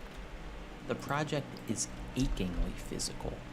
233 canvases covered in writing so small it looks at different magnifications like it's totally gray, like countless little currents, or, ironically, like one number with millions and millions of digits. It too has been weathered by time. Opalka cannot find the recording on which he murmured 1 million. A monumental achievement, but simultaneously just one drop out of a sea. I think we're used, when it comes to large numbers, with quickening growth, compound interest or time lapses, or the gears of a clock to almost infinity. Wow. When you draw infinity, there's visual space for implication. When you describe it, you can skip to the point using the leaps and bounds of language. But there are no shortcuts if you decide to write it down one at a time. And the finish line, you know, will leave the project incomplete.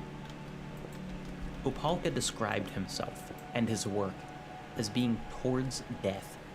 It was the way he conceptualized his project. It was how he subverted the dread of never truly finishing his work. Like following a thread through time and space, As Piranesi helped Marguerite Yourcenar find the infinite, Yourcenar's writings brought solace to Opalka. At the end of one of her short stories, a painter and his assistant disappear into a painted world of their own, avoiding and accepting death in equal measure. They disappear past the horizon of the painting, into an unknowable world. I walk further into the landscape. The horizon goes on with me. Opalka's work itself ages before our eyes. Although he started with a black canvas, to each subsequent one he added 1% more white, a growing together of the canvas and the numbers until they were barely distinguishable. He made his calculation based on the life expectancy of the average Polish man. When he died at 79, he had outlived that expectancy by 4 years, painting white on white every day. His aging is explicit thanks to the photographs of himself he took in front of each completed canvas, but the photographs are almost redundant. In the brightening of each painting, the loss of contrast, I see Opalka walking further into the landscape, taking the horizon with him. I feel the weight of the project, content in its inevitable incompleteness. And too, I see Borges, who grew blind over the course of his life, vividly living among the shelves of his library. I see Piranesi waking from a fever, having created spaces that could not and will never exist. I cannot know when I will die. I know that I will die, but the moment when it happens is so indefined. In this sense, we are eternal. I wonder if somebody has done something similar to that, but with a Minecraft world, where they just keep building on little bits here, little things there, and they just expand it out and out and out and out and out and out, and it'll never be finished, it'll never be completed. But I wonder if there is a world similar to that, but in this horrible block simulator of ours. The single most important aspect of each of these artworks, Maybe I should do that. Worlds, is that the infinite cannot be reached. And it's knowing that from the point of origin that gives each of them their astounding power. The impossibility of reading every story in the Library of Babel, documenting every statue, reaching every level of the abyss. Giovanni Battista Piranesi once said that if he was commissioned to design a new universe, he would be mad enough to undertake it. A divine task, yet one that he's eager to attempt. One reading of this is absurdly vain, the arrogance of Piranesi to suggest that he could create everything. But through his work, and through the work of each artist that's touched this subject matter, we can see that this declaration, this dedication, isn't self-deification. Because Piranesi, like Opalka, like them all, knows he'd fall short of the infinite. But it's in the pursuit that they found meaning. A conversation with the eternal.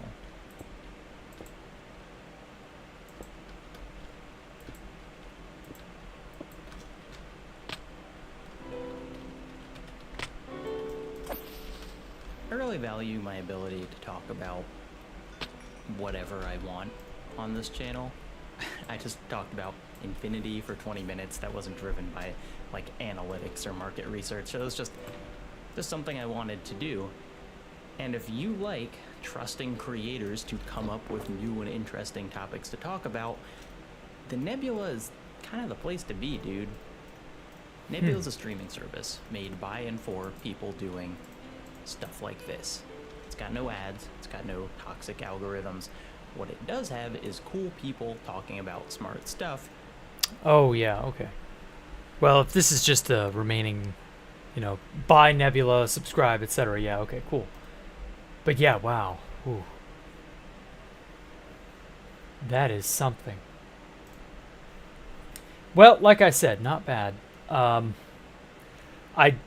don't know that I want to listen to or react to any of these Transformers related. Like, I'm not into Transformers.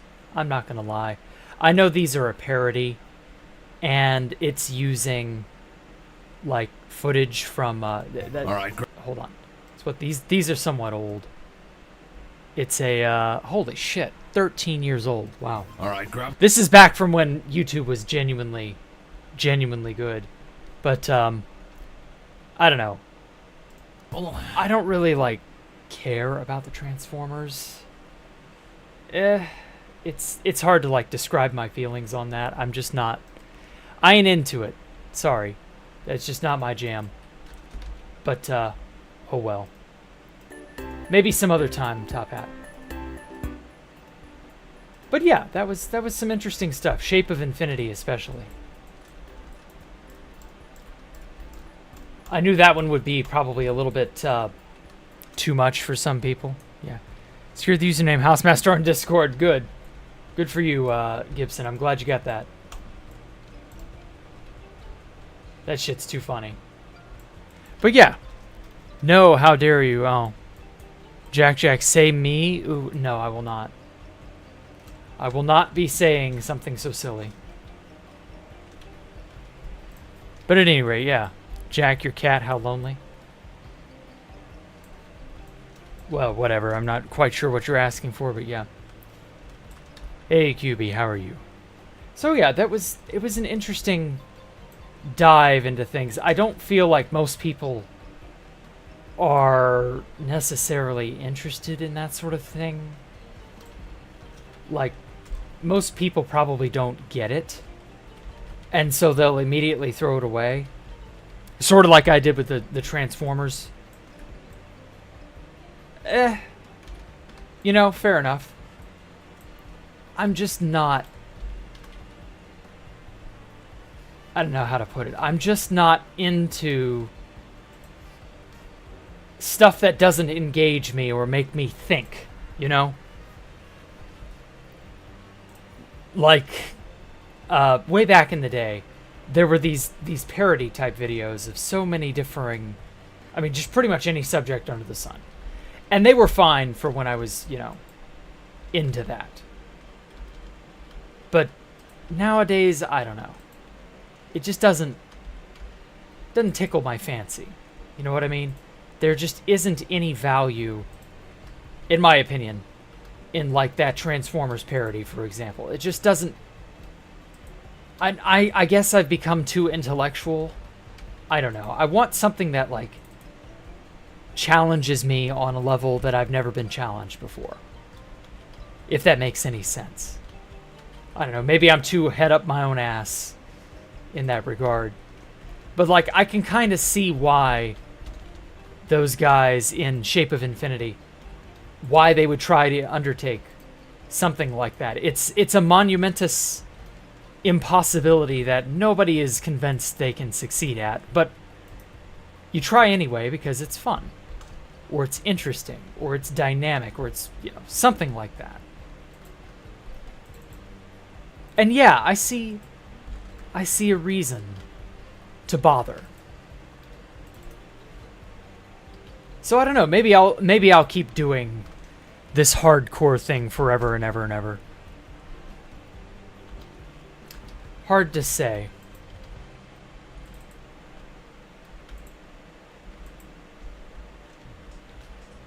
So if I'm still here in 10 years, 20 years, however much time playing Minecraft, or whatever ends up triumphing over Minecraft if Minecraft dies,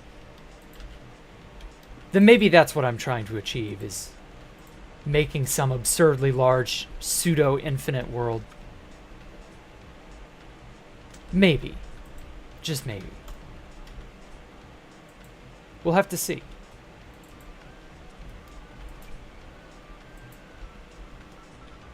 But yeah, I think that's a noble pursuit in and of itself. Trying to make something that you can't ever truly finish, just for the hell of it. It's not something most people would get, I guess. I don't know. I'm doing all right, QB. I woke up. I've more or less been mentally engaged, I guess. Got to see some stupid shit, some interesting things. Can't say I'm gonna do too many more of these, just because, like, I feel like they're so much more dead. Like, there's just nothing that really gets me Like, there's some occasional stupid stuff, you know, videos of people doing silly things, people, I don't know, people just being people. And that's fine, but it just doesn't really tickle my fancy. I mean, I knew there was a reason I stopped doing reaction videos like, what, 2 months ago? 3 months ago, whenever it was. I tried giving it another chance, but I don't know. I'm just not into it. What the hell? Why is that iron golem? He's just dancing in the chute there. What the fuck? That's so weird. Oh, well now he's done. Wow. Very, very bizarre behavior there. Black ball of fur. Oh, okay. How do you know if you fell asleep or passed out? You come to and you feel groggy and unaware of where you've been or what you've been doing. I want to learn Blender so you can make more planes? Oh. Well, good luck with that, Cooperator. I don't know how that's gonna work out for you. But if you do enough Blender stuff, you could maybe, I don't know, make some awesome shit.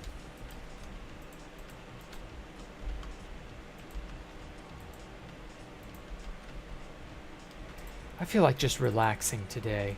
Just not worrying about anything. Pop Bob did. No, Pop Bob didn't. Ah.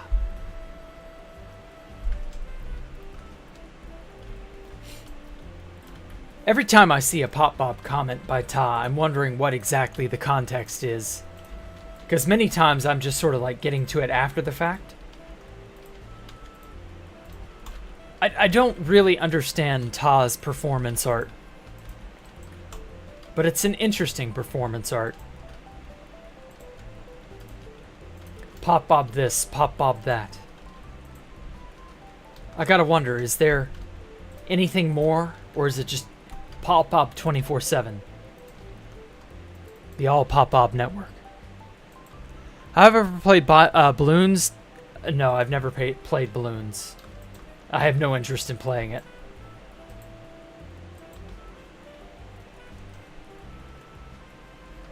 Why is it so early? It's like 12, dude. Well, it's 10 a.m. for him, but it's 12 for me. So, like, it's noon, man. It ain't early at all. It's perfectly right on time. You just need to get your lazy ass in gear, Mike. Oh my god, next thing I know, you'll be complaining about the weather. Bots don't spam. Oh, yeah. Make a plane with 2 towers. Yeah, it's 11:52. Yeah, you shouldn't be trying to sleep at this hour, Mike. What is wrong with you? Wake up. Join stream. Oh, shit.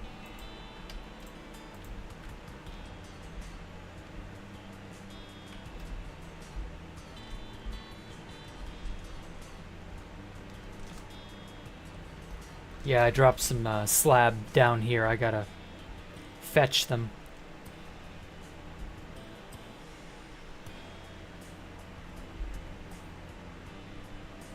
I love how I can see the spiders crawling up the side there. I know those are spiders.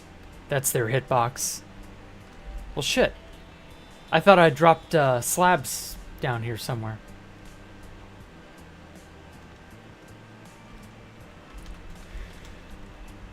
Oh well, guess not. But yeah, the inner bits of this are slowly starting to get more and more density. I kind of feel bad about this staircase. It didn't really, like, come together the way I'd expected it to. Maybe I'll put some, like, support structures that'll attach to the ceiling or something later on down the road. I don't know, we'll see.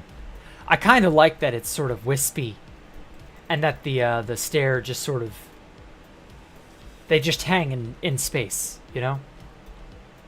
They don't really have a rhyme or a reason. They're just here.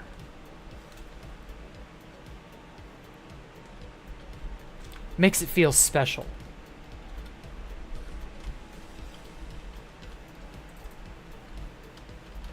I should work on more smaller detail like this.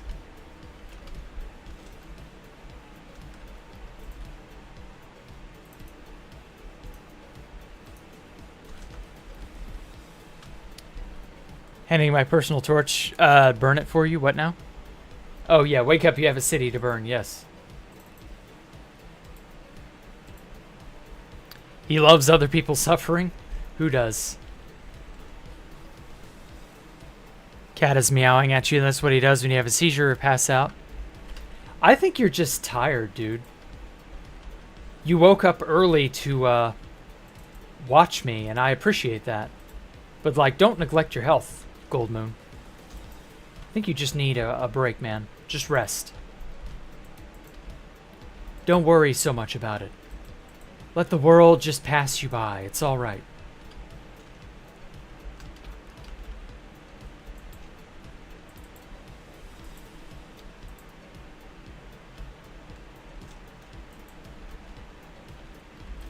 It's a beautiful, brilliant blue day. And not blue as in sad, but like nice and airy and I don't know. It's gonna be a good day, I promise.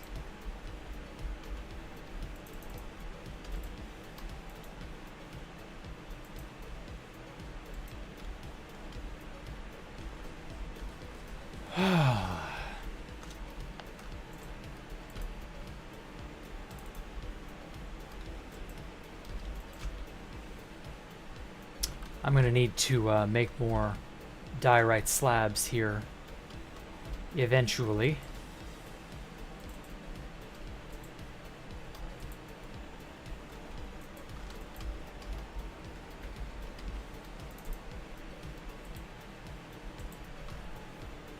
You miss Travis? Well, I mean, you're just gonna have to put up with that, I guess.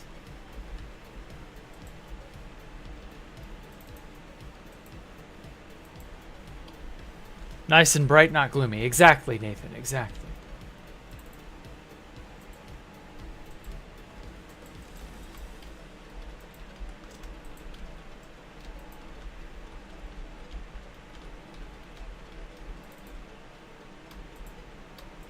Wonder if I can get this spiral staircase connected up to that hole like I wanted.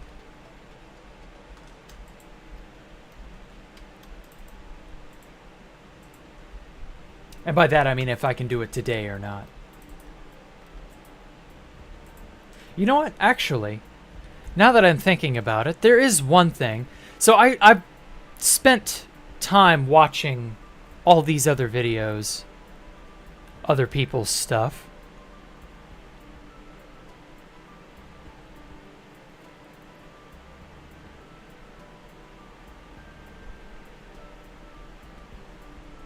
Let me find a video of my own.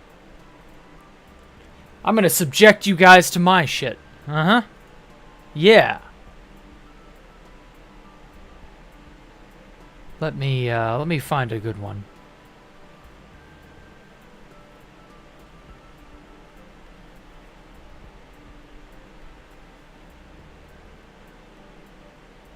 Preferably something not copyrighted, but I don't think that matters at this point. This whole stream is probably going to get dinged.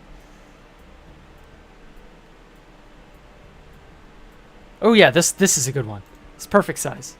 Perfect time, perfect everything. This will be the last video, I swear. Okay. There.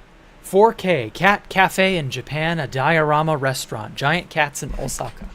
Miniature Japanese railway diorama. I love small scale buildings and yeah, diorama type stuff. Stuff like this just really it's really interesting. Just it's its own sort of like atmosphere, I guess. Oh, let me turn up the volume. It's just its own sort of. It has its own spirit, I guess is the right way to put it. Oh, you can hear the cats meowing. Very interesting. Is there a an enclosure for the cats? They can't like wander out and about.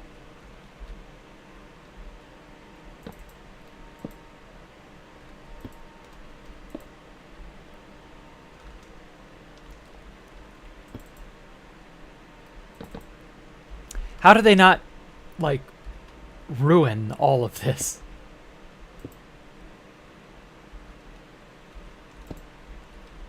Like, I would imagine the cats would, like, urinate on it or something like that, and it would ruin the train and the town and all of that.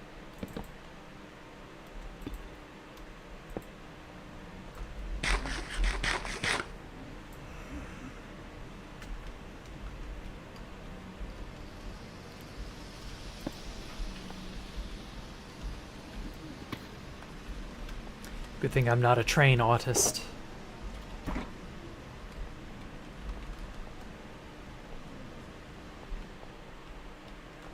Oh, yep, you can see how they've clawed up the arm of that sofa. Damn. Oh, so they can actually interact with the customers, it seems.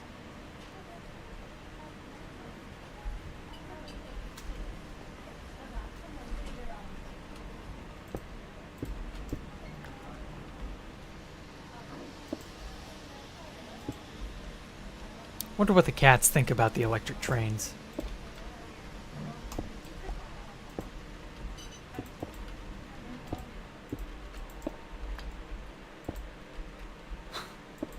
Cutie, isn't he? Ooh, he's got his ears perked back. That usually means he ain't happy about the intrusion into his personal space.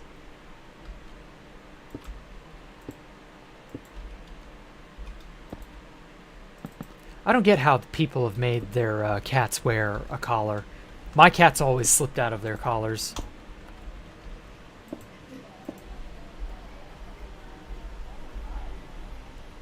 Okay, so the cats and the customers can interact directly. That's probably a health hazard, I hate to say.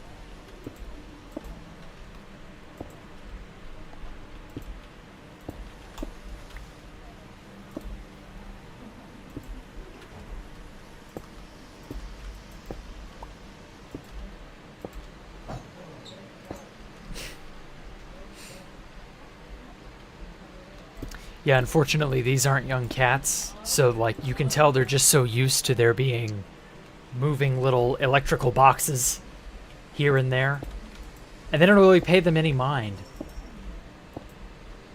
It's kind of sad, really, but I guess all cats get that way. They grow out of that playful phase.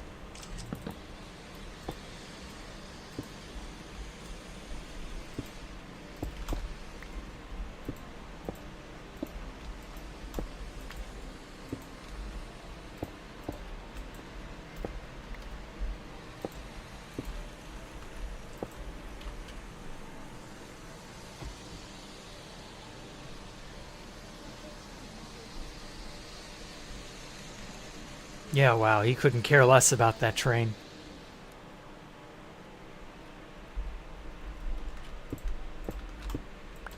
It's very relaxing watching cats just do their regular kitty cat stuff.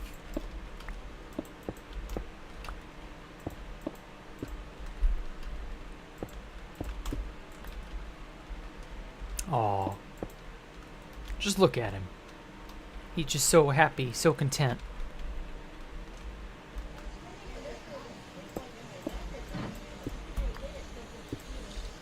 Ooh, I hear an English person.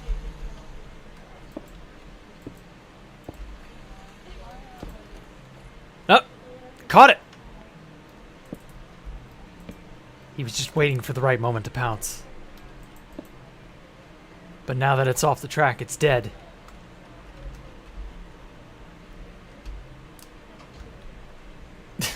He's not even interested anymore. Oh, cats, I tell you.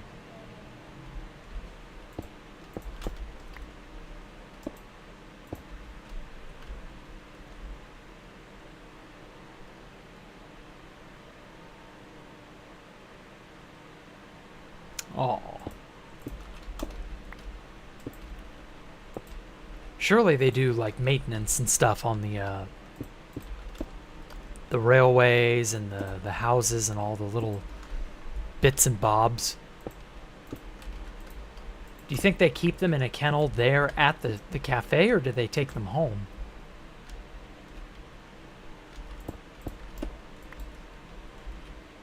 Oh, they're just so happy where they are, though. Feels like a crime to move them and disturb them.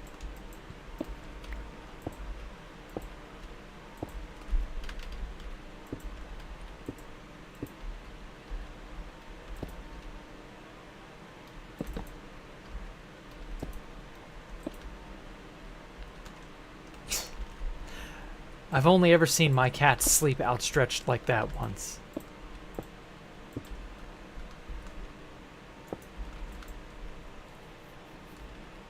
Oh, they got shelving everywhere for the cats to walk around. I see.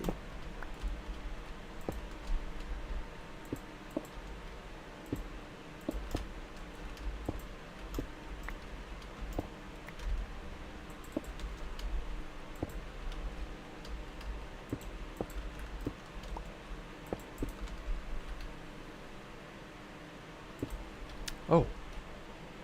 What's the name? Nah something. Maybe I can see the cat's name. Nabe, maybe?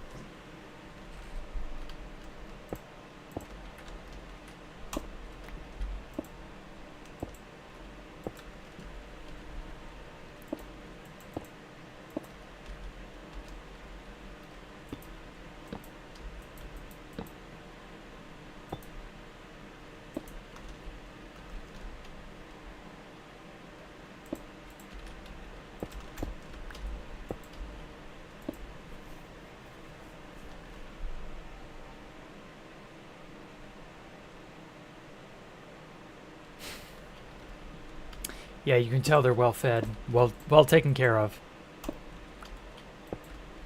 Good cats. Aw. Well, as we close out on that one, I think that'll be it for today. I really enjoy watching little tiny areas. I like watching dioramas be assembled as well. There are a lot of really good ones. Like there's this one guy called Thassalophobia.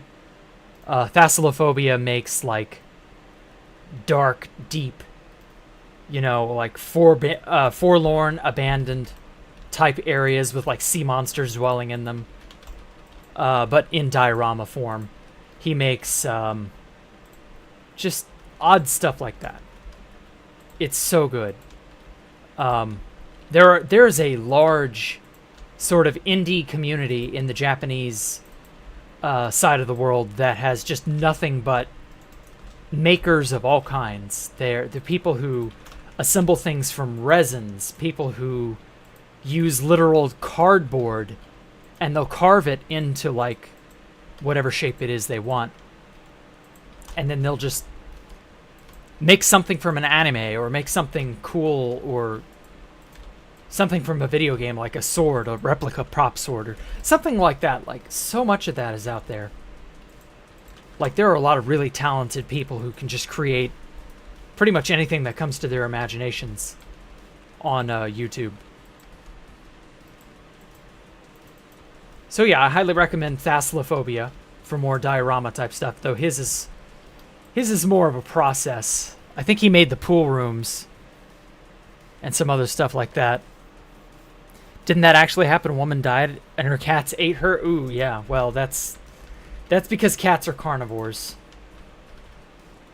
They aren't too particularly concerned with where they get their food. They eat because they eat. They're just animals. Like, that's how it is. It's scary to think about that, but it is the truth.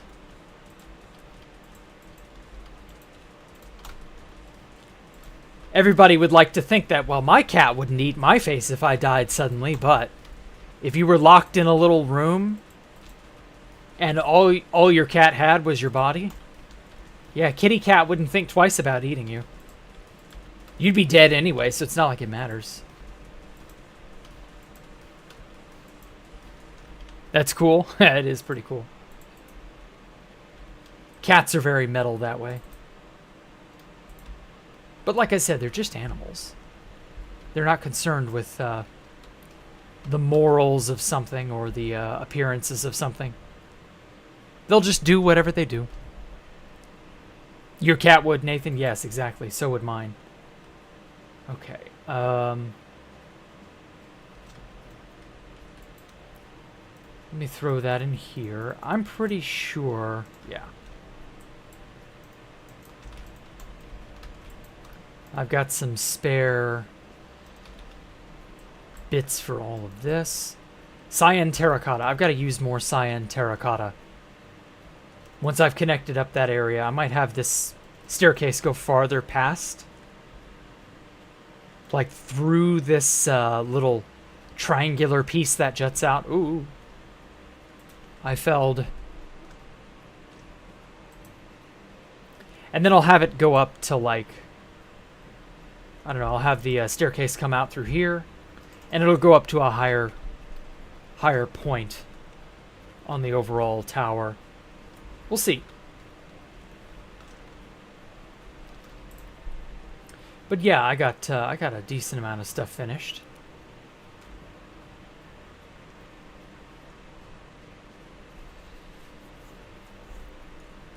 Damn, this tower is really taking on a form, isn't it?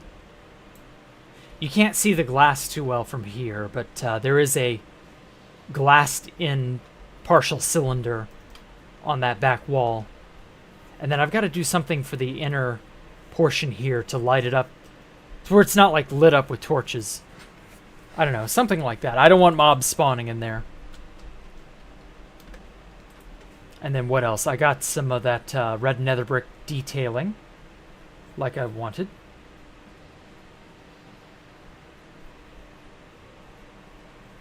I kind of like how that looks.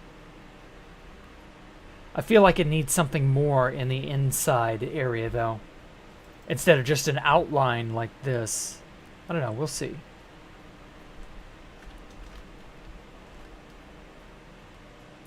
Got all this blocked off so no mob spawns here. But apart from that, I'm liking how this is all really... He tries to eat your hair while you're asleep. I think that's because he's trying to groom you. He's just not very good at it. The only videos you submit are aircraft videos, and I'm not sure Jack is interested in the topic. Yeah, aircraft videos don't really sound that interesting to me, I hate to say. But I don't know. Your cat puts his paws in your mouth while you sleep? What? That's a new one on me. Cats are very weird that way.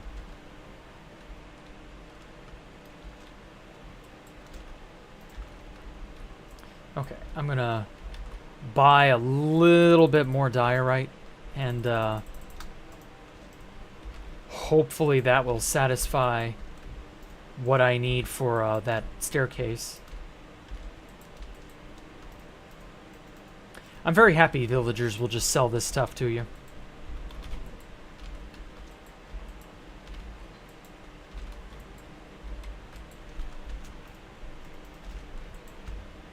Oh, XP. And they just shower you with XP. You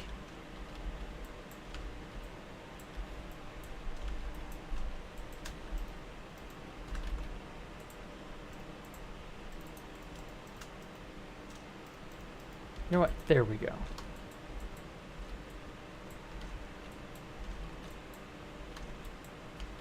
You know, it's a rainy day here, now that I think about it.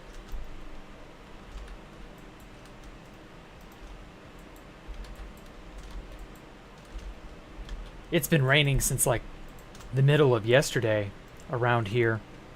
And it just sort of feels dreary like this outside. Yeah.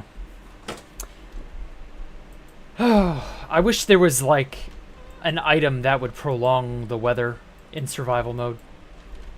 Just so that I wouldn't have to sleep every 5 minutes to stave off the thunderstorms.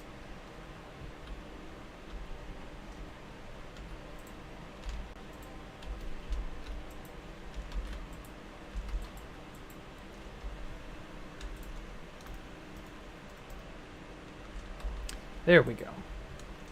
Is my Electra? Yeah, everything's fully repaired. Okay.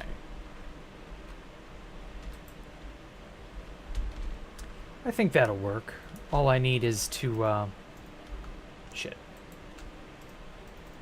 There we go.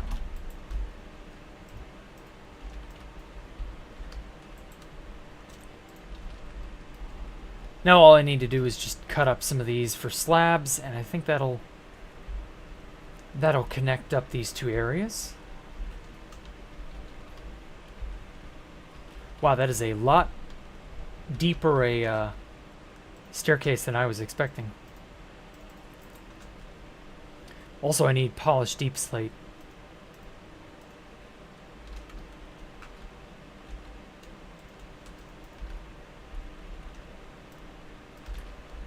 Oh my god. Fuck, I hit that way too hard. Whew. That could have been bad.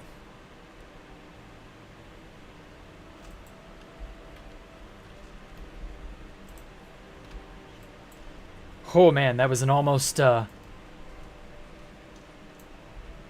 Poncho Hamster reaction.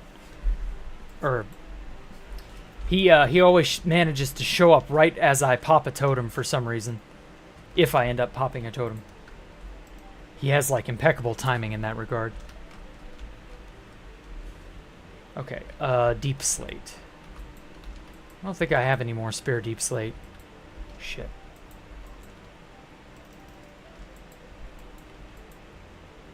Oh! I had andesite here, or diorite here the whole time. Shit.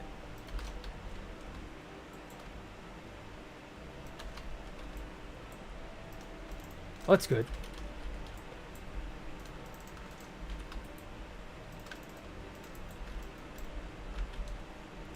Okay. Well, that at least satisfies that. Now I just need to get more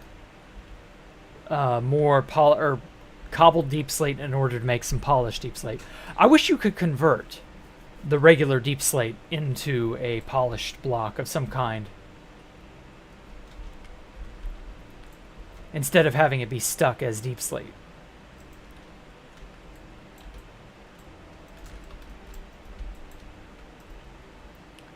But at any rate, remember when you said it was bright and not gloomy? Well, I meant the day in Minecraft was bright.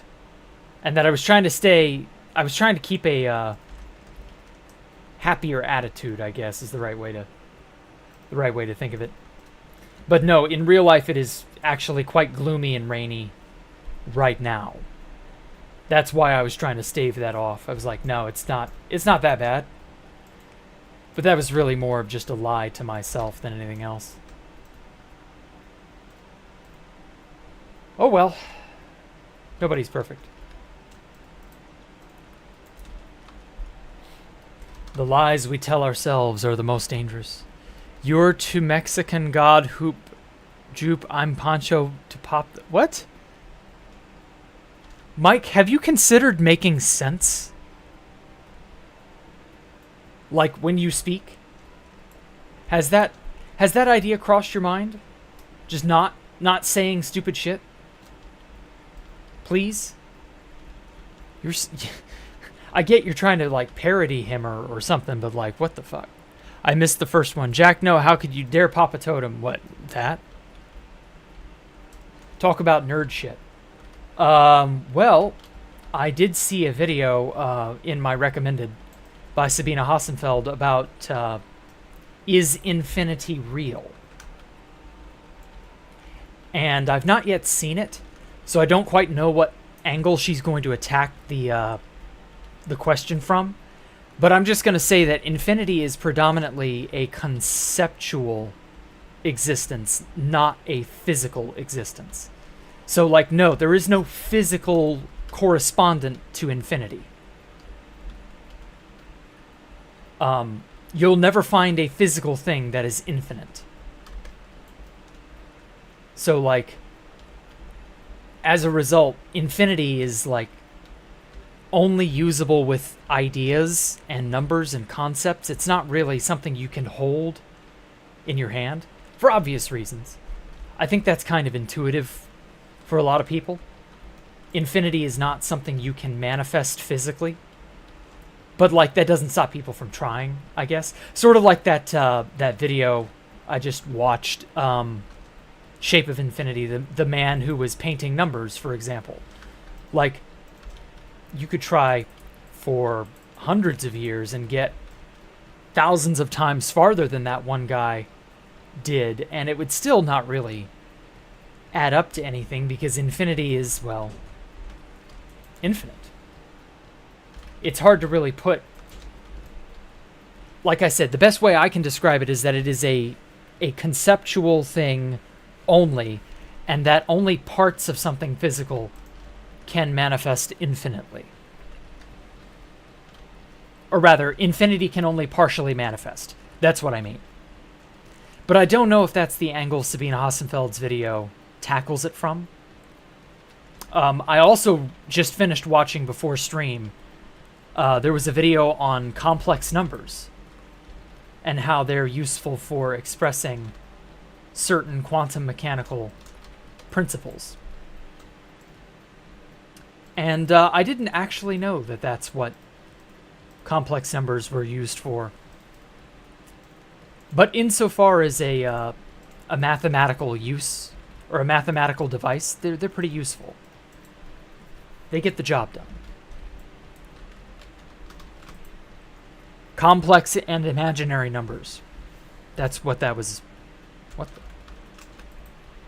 There we go. Yeah, that was the topic. So, imaginary numbers are another one of those what the fuck am I looking at kind of things. People don't really know what to fully make of them.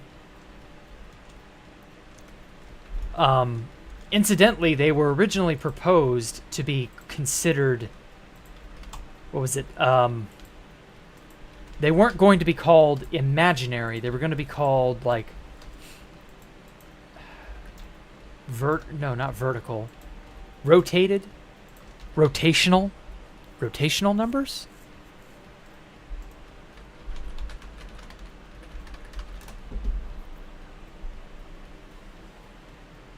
No. Original.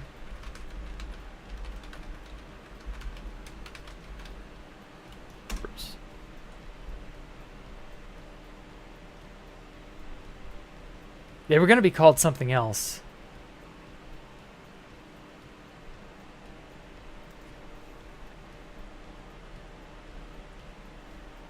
Oh my god, I found a literal paper on what they were.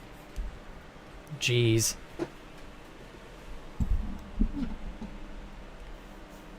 Well, at any rate, that's not important. But yes. Just, there are so many facets to the universe that continue to astound even to this day. I would not be surprised if in 100,000 years we're still discovering new crazy things. Though actually, unlike the common idea or the common consensus of we'll always be able to learn something new about the universe, I actually don't believe that to be true. I'm fairly certain the universe has definitive, I don't want to say limits, but definitive sort of boundaries under which it operates. And that those boundaries can be more or less understood. So I would not be surprised if at some point it's no longer common to learn new things about the universe. I don't know, I could be wrong. I always leave room open to be wrong. But that I would not be surprised if at some point learning new things about the universe becomes rarer and rarer. Maybe not impossibly rare, but eventually we all get to a point where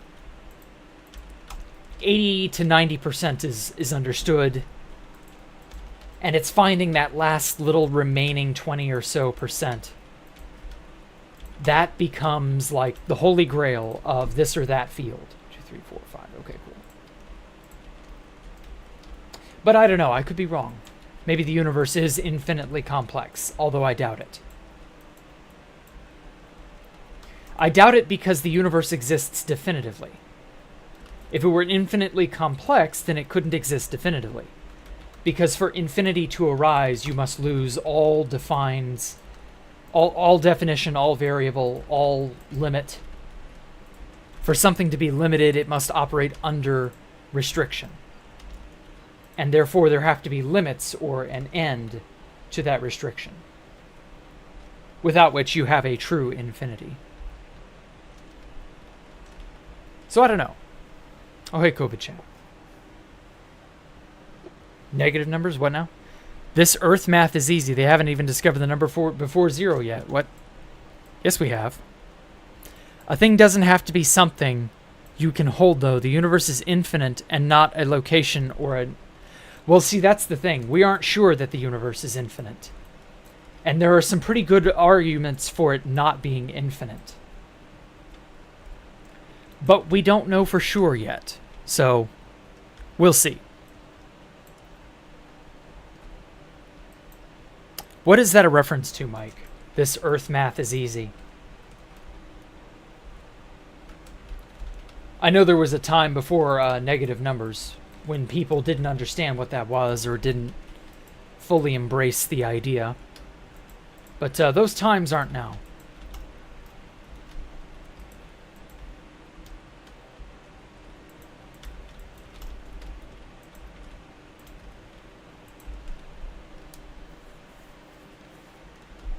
So I don't know. It's an interesting idea. Oh my god, no matter how many times I spiral around, I never seem to get closer. Or at least it doesn't feel like I get any closer.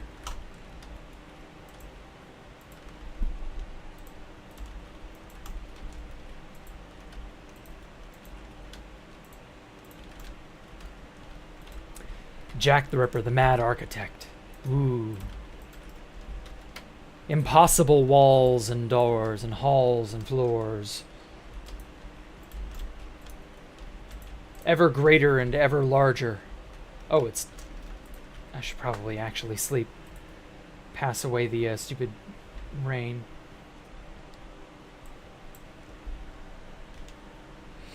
Played the new Zelda yet? No, I've not. I don't know that I will for a while. I never played Breath of the Wild. And I know that this is a sequel to Breath of the Wild, so I would definitely want to play that before this. But I don't know.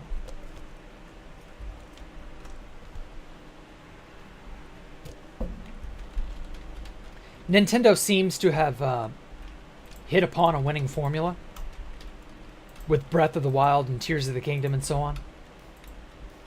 So we'll see.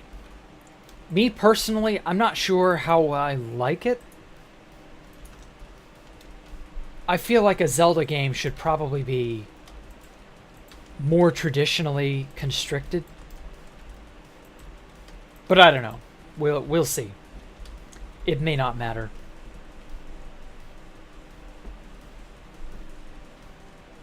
Okay. I'm not sure what angle I'm gonna come in on that uppermost hole. So actually, what I should be doing...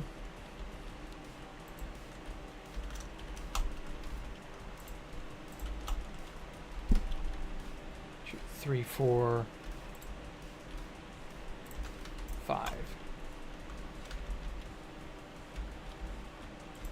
Yeah, there's no, like, good way to build these spiral staircases. They look cool, but man, they're very involved. Getting them to be just right is not easy.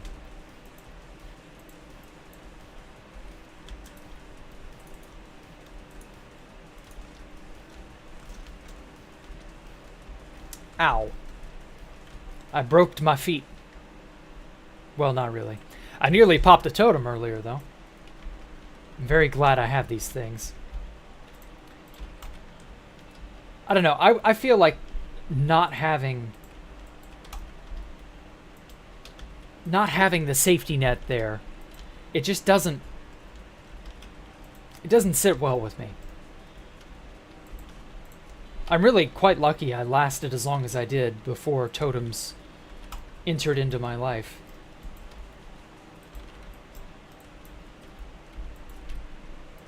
I don't know, maybe I've gotten weak. I've gotten too soft. I'm used to being able to do things more, you know, loosely. Like dying ain't so big a deal.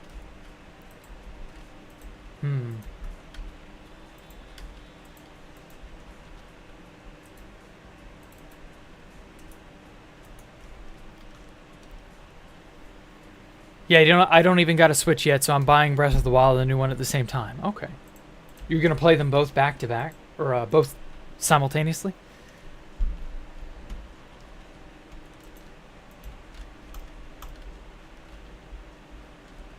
Oh, shit.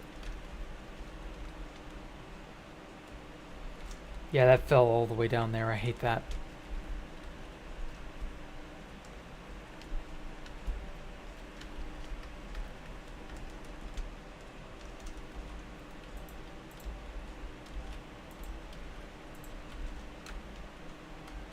Oh god, that slab could have gone anywhere. Breath of the Wild, then the new one. Okay.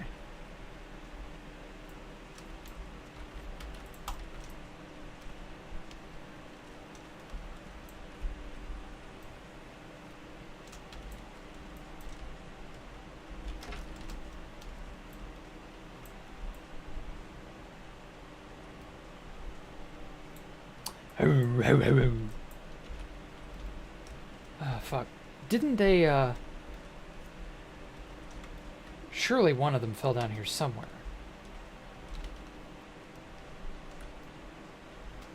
That's strange. I know I saw a slab fall down here somewhere.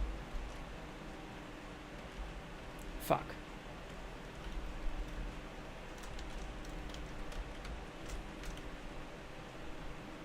Whoa. Oh, that was my own hitbox I saw. Oh well. I guess that slab just vanished into oblivion. Or something.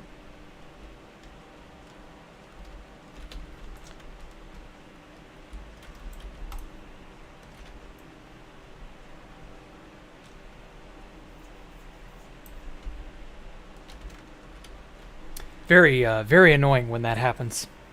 Or did you keep the stats from Breath of the Wild into the new game? Oh, really? Huh. Well, I guess that's a clever way to make you care about your previous progress. Oh, I did pick it up. Huh.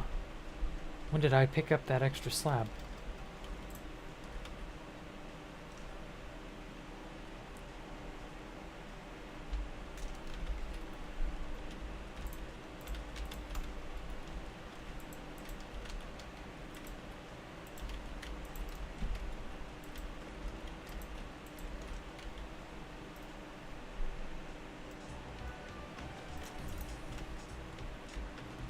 Okay.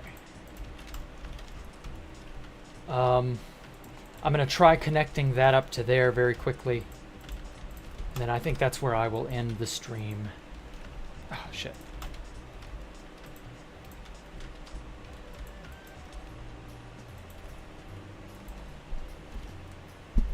I just play Minecraft and that's it. Yeah. I don't blame you. Sometimes I wonder if I should have just played Minecraft and not bothered showing it off. I don't know.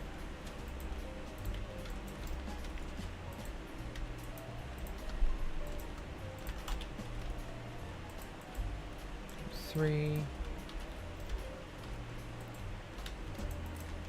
4, and 5.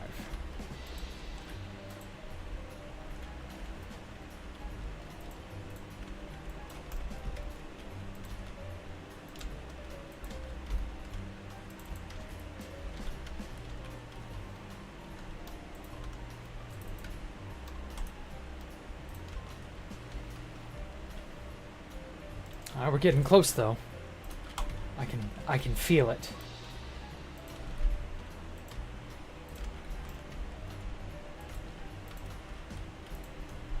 This has to be the tightest corkscrew staircase that I've ever done. I don't think I've done any smaller. 4, 5.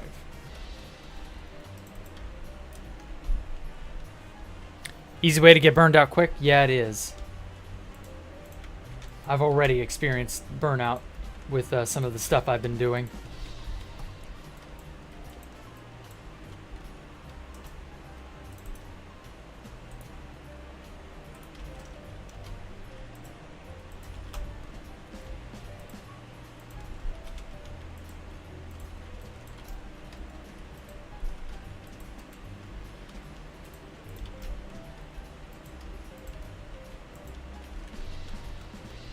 Oh my god. Okay, so probably going to be about up in there. So I might hit it on this level. That wouldn't be too bad. There's enough space there to work it into the structure.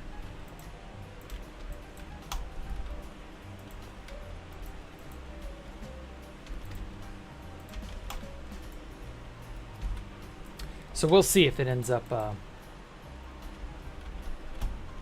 being better or not.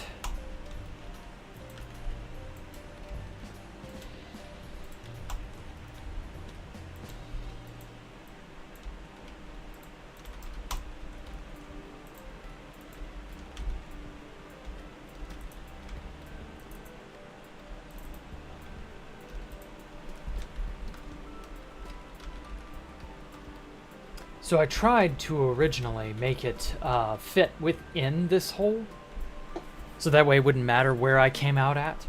But then I realized that this is just too tight for my liking. It becomes very easy to inadvertently run off the sides of the corkscrew. So I try to keep it a little bit more, I don't know, steady. 3, 4. Come on.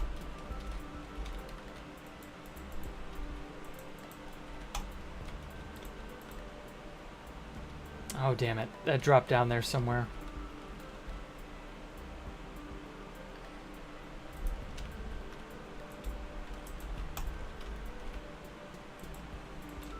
Man, I really wish we had like a magnet or something that would attract items to you when they fall.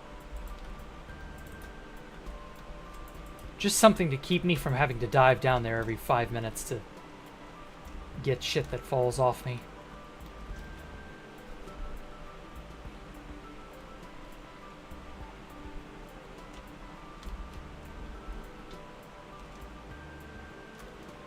God, that thing could have fallen anywhere. I hate that. Aha.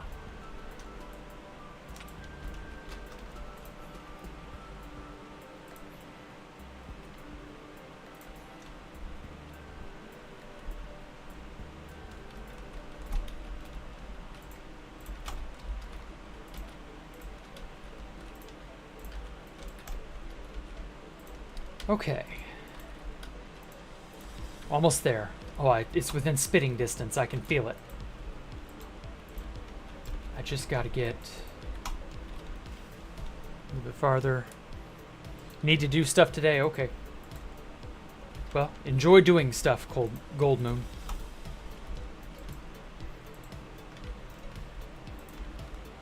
Two, 3, 4, 5. Okay, cool. Fuck.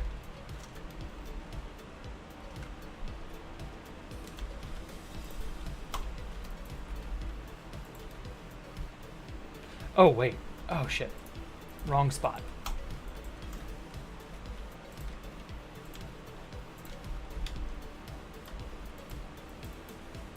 Okay.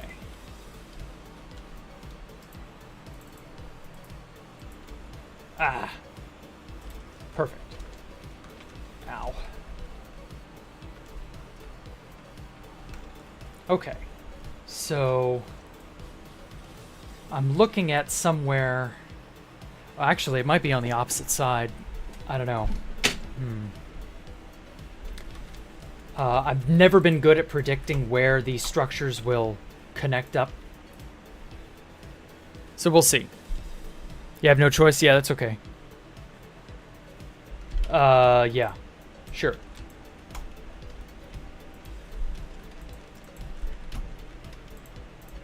But, all things considered... 4...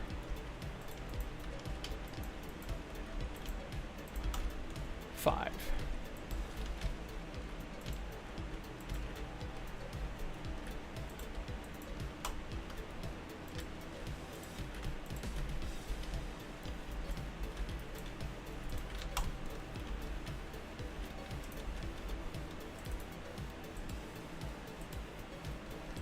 There we go. Okay, wow, I can almost jump up there.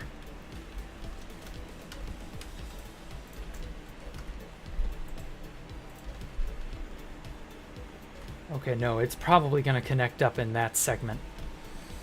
Ugh, that's troublesome.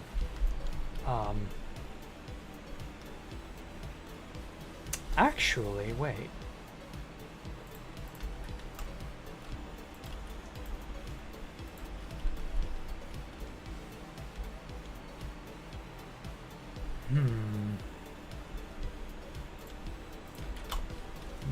Maybe I can shift this around.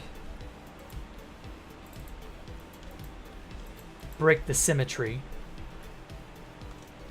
Well, I don't know. I want it to continue being a spiral staircase. 2, 3, 4, 5. That feels bad to break the pattern so soon.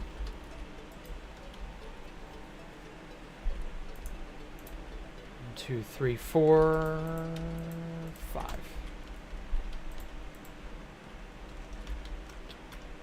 Ah. Well, if I lose a slab or two, I guess it's not that big of a deal.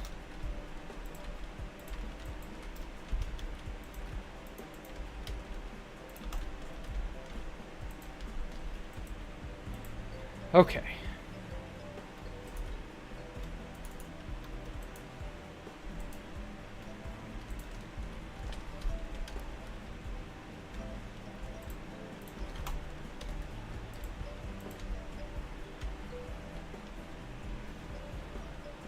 This might barely fit.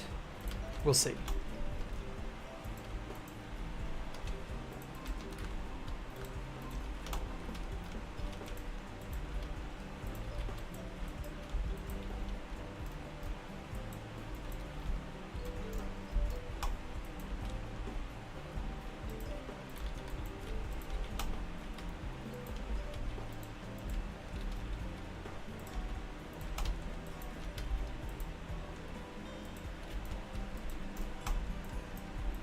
Okay, 1, 2, 3, 4, 5. All right, good.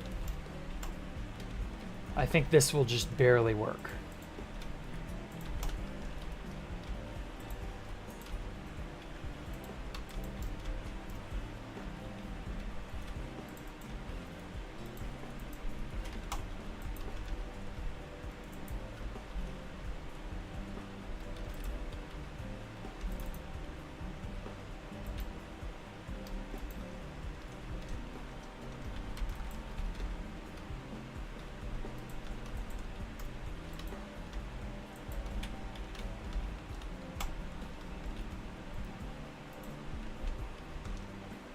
Okay.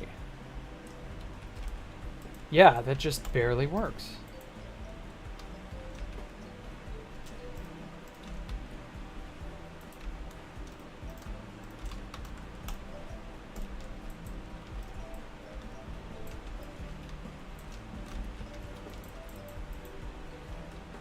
And I'm going to close up this hole because it doesn't need to be a gaping hole into the area below.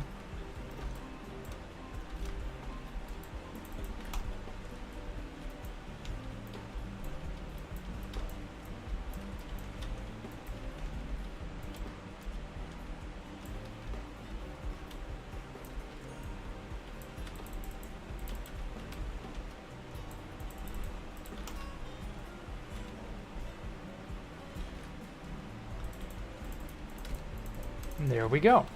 Ah, shit.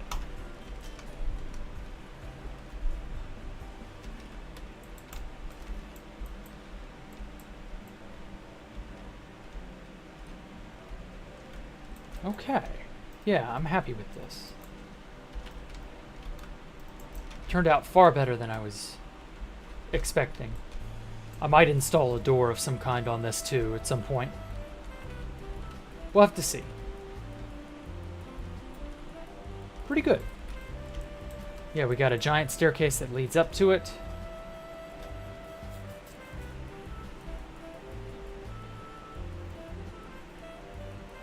Okay.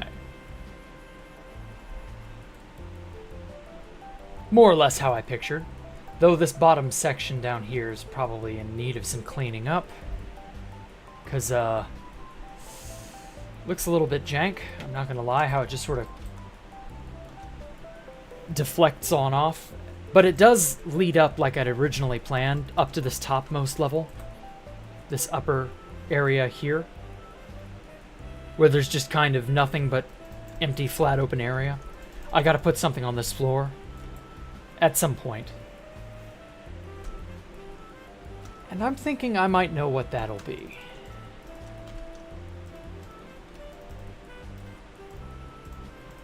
It will be a farm of some kind. Okay, cool. Let's put that here, that there. Okay. Not bad. Not bad at all. Oh yeah, nice job. Thank you, Dar. Holy shit, I built all this in hardcore chopstick? Yeah, it was,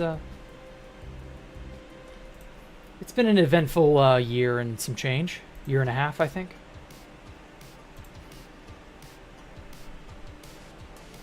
Well, the sun is rising. I think I can show this place off. And get a better idea of how big it is. Oh, whoops. Turn that off. There we go. You can get a better idea of how big it is with the fisheye lens, as I like to call it. Quake Pro. How do people play like this? Seriously. Like, I do not get that. It bugs the hell out of me that somebody has used this as their game mode, or game view, or whatever. Whatever the hell. It's good for showing off wide, you know, large scope areas, but I wouldn't want to live like this. Oh, and now that I've connected this segment up, that completes this wall, the wall segment I'm facing directly. So that's 4 wall segments done out of 6. I got just these last 2 back here. And the hexagon will be almost kind of sort of complete. I still got to put a roof on this thing eventually, but we'll cross that bridge when we come to it. I think we'll make do, I imagine. But yeah, wow. Look at it. You play like this? Oh my god, Nathan, what is wrong with you? Nice job. Thank you, Dar. Thank you. Now to figure out what craziness to do on this wall and the its twin. I don't know. Quake players. Yeah, was Quake this bad?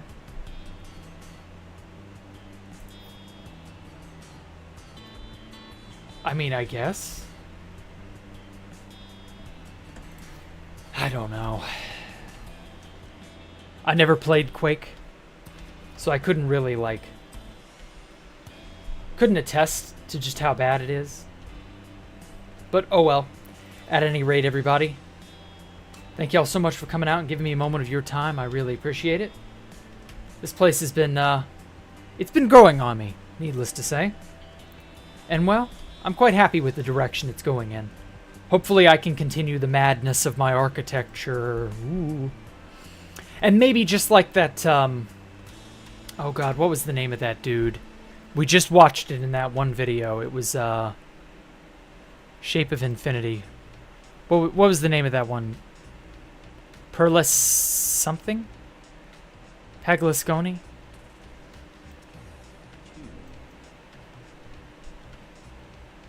It was that ancient Italian architect. Different than it's. I gotta find the name of this. It's gonna bother me if I don't. But yes, infinite... Well, not really infinite, but absurd... Piranesi. Or Piranesi, that's his name. But yeah, this absurdist, sort of widespread, almost endless, impossible architecture. I think that might be what I strive for going forward. Not just building an alien tower that dominates the landscape, not just making something that encompasses every farm I could ever want, not just making a home, but something that just defies all logic. You know what I mean? Something that really spits in the face of God. Giovanni builds a lot. Yes, thank you, Coperator. So yeah, thank you all so much for coming out and giving me a moment of your time. I truly appreciate it. Make sure to leave a like and subscribe, and follow me on Twitter, and join our Discord, and all that other junk. And I will catch you all later. Thank you all so much. I will see y'all Friday evening for Freeform Friday. Y'all have a great night. Bye.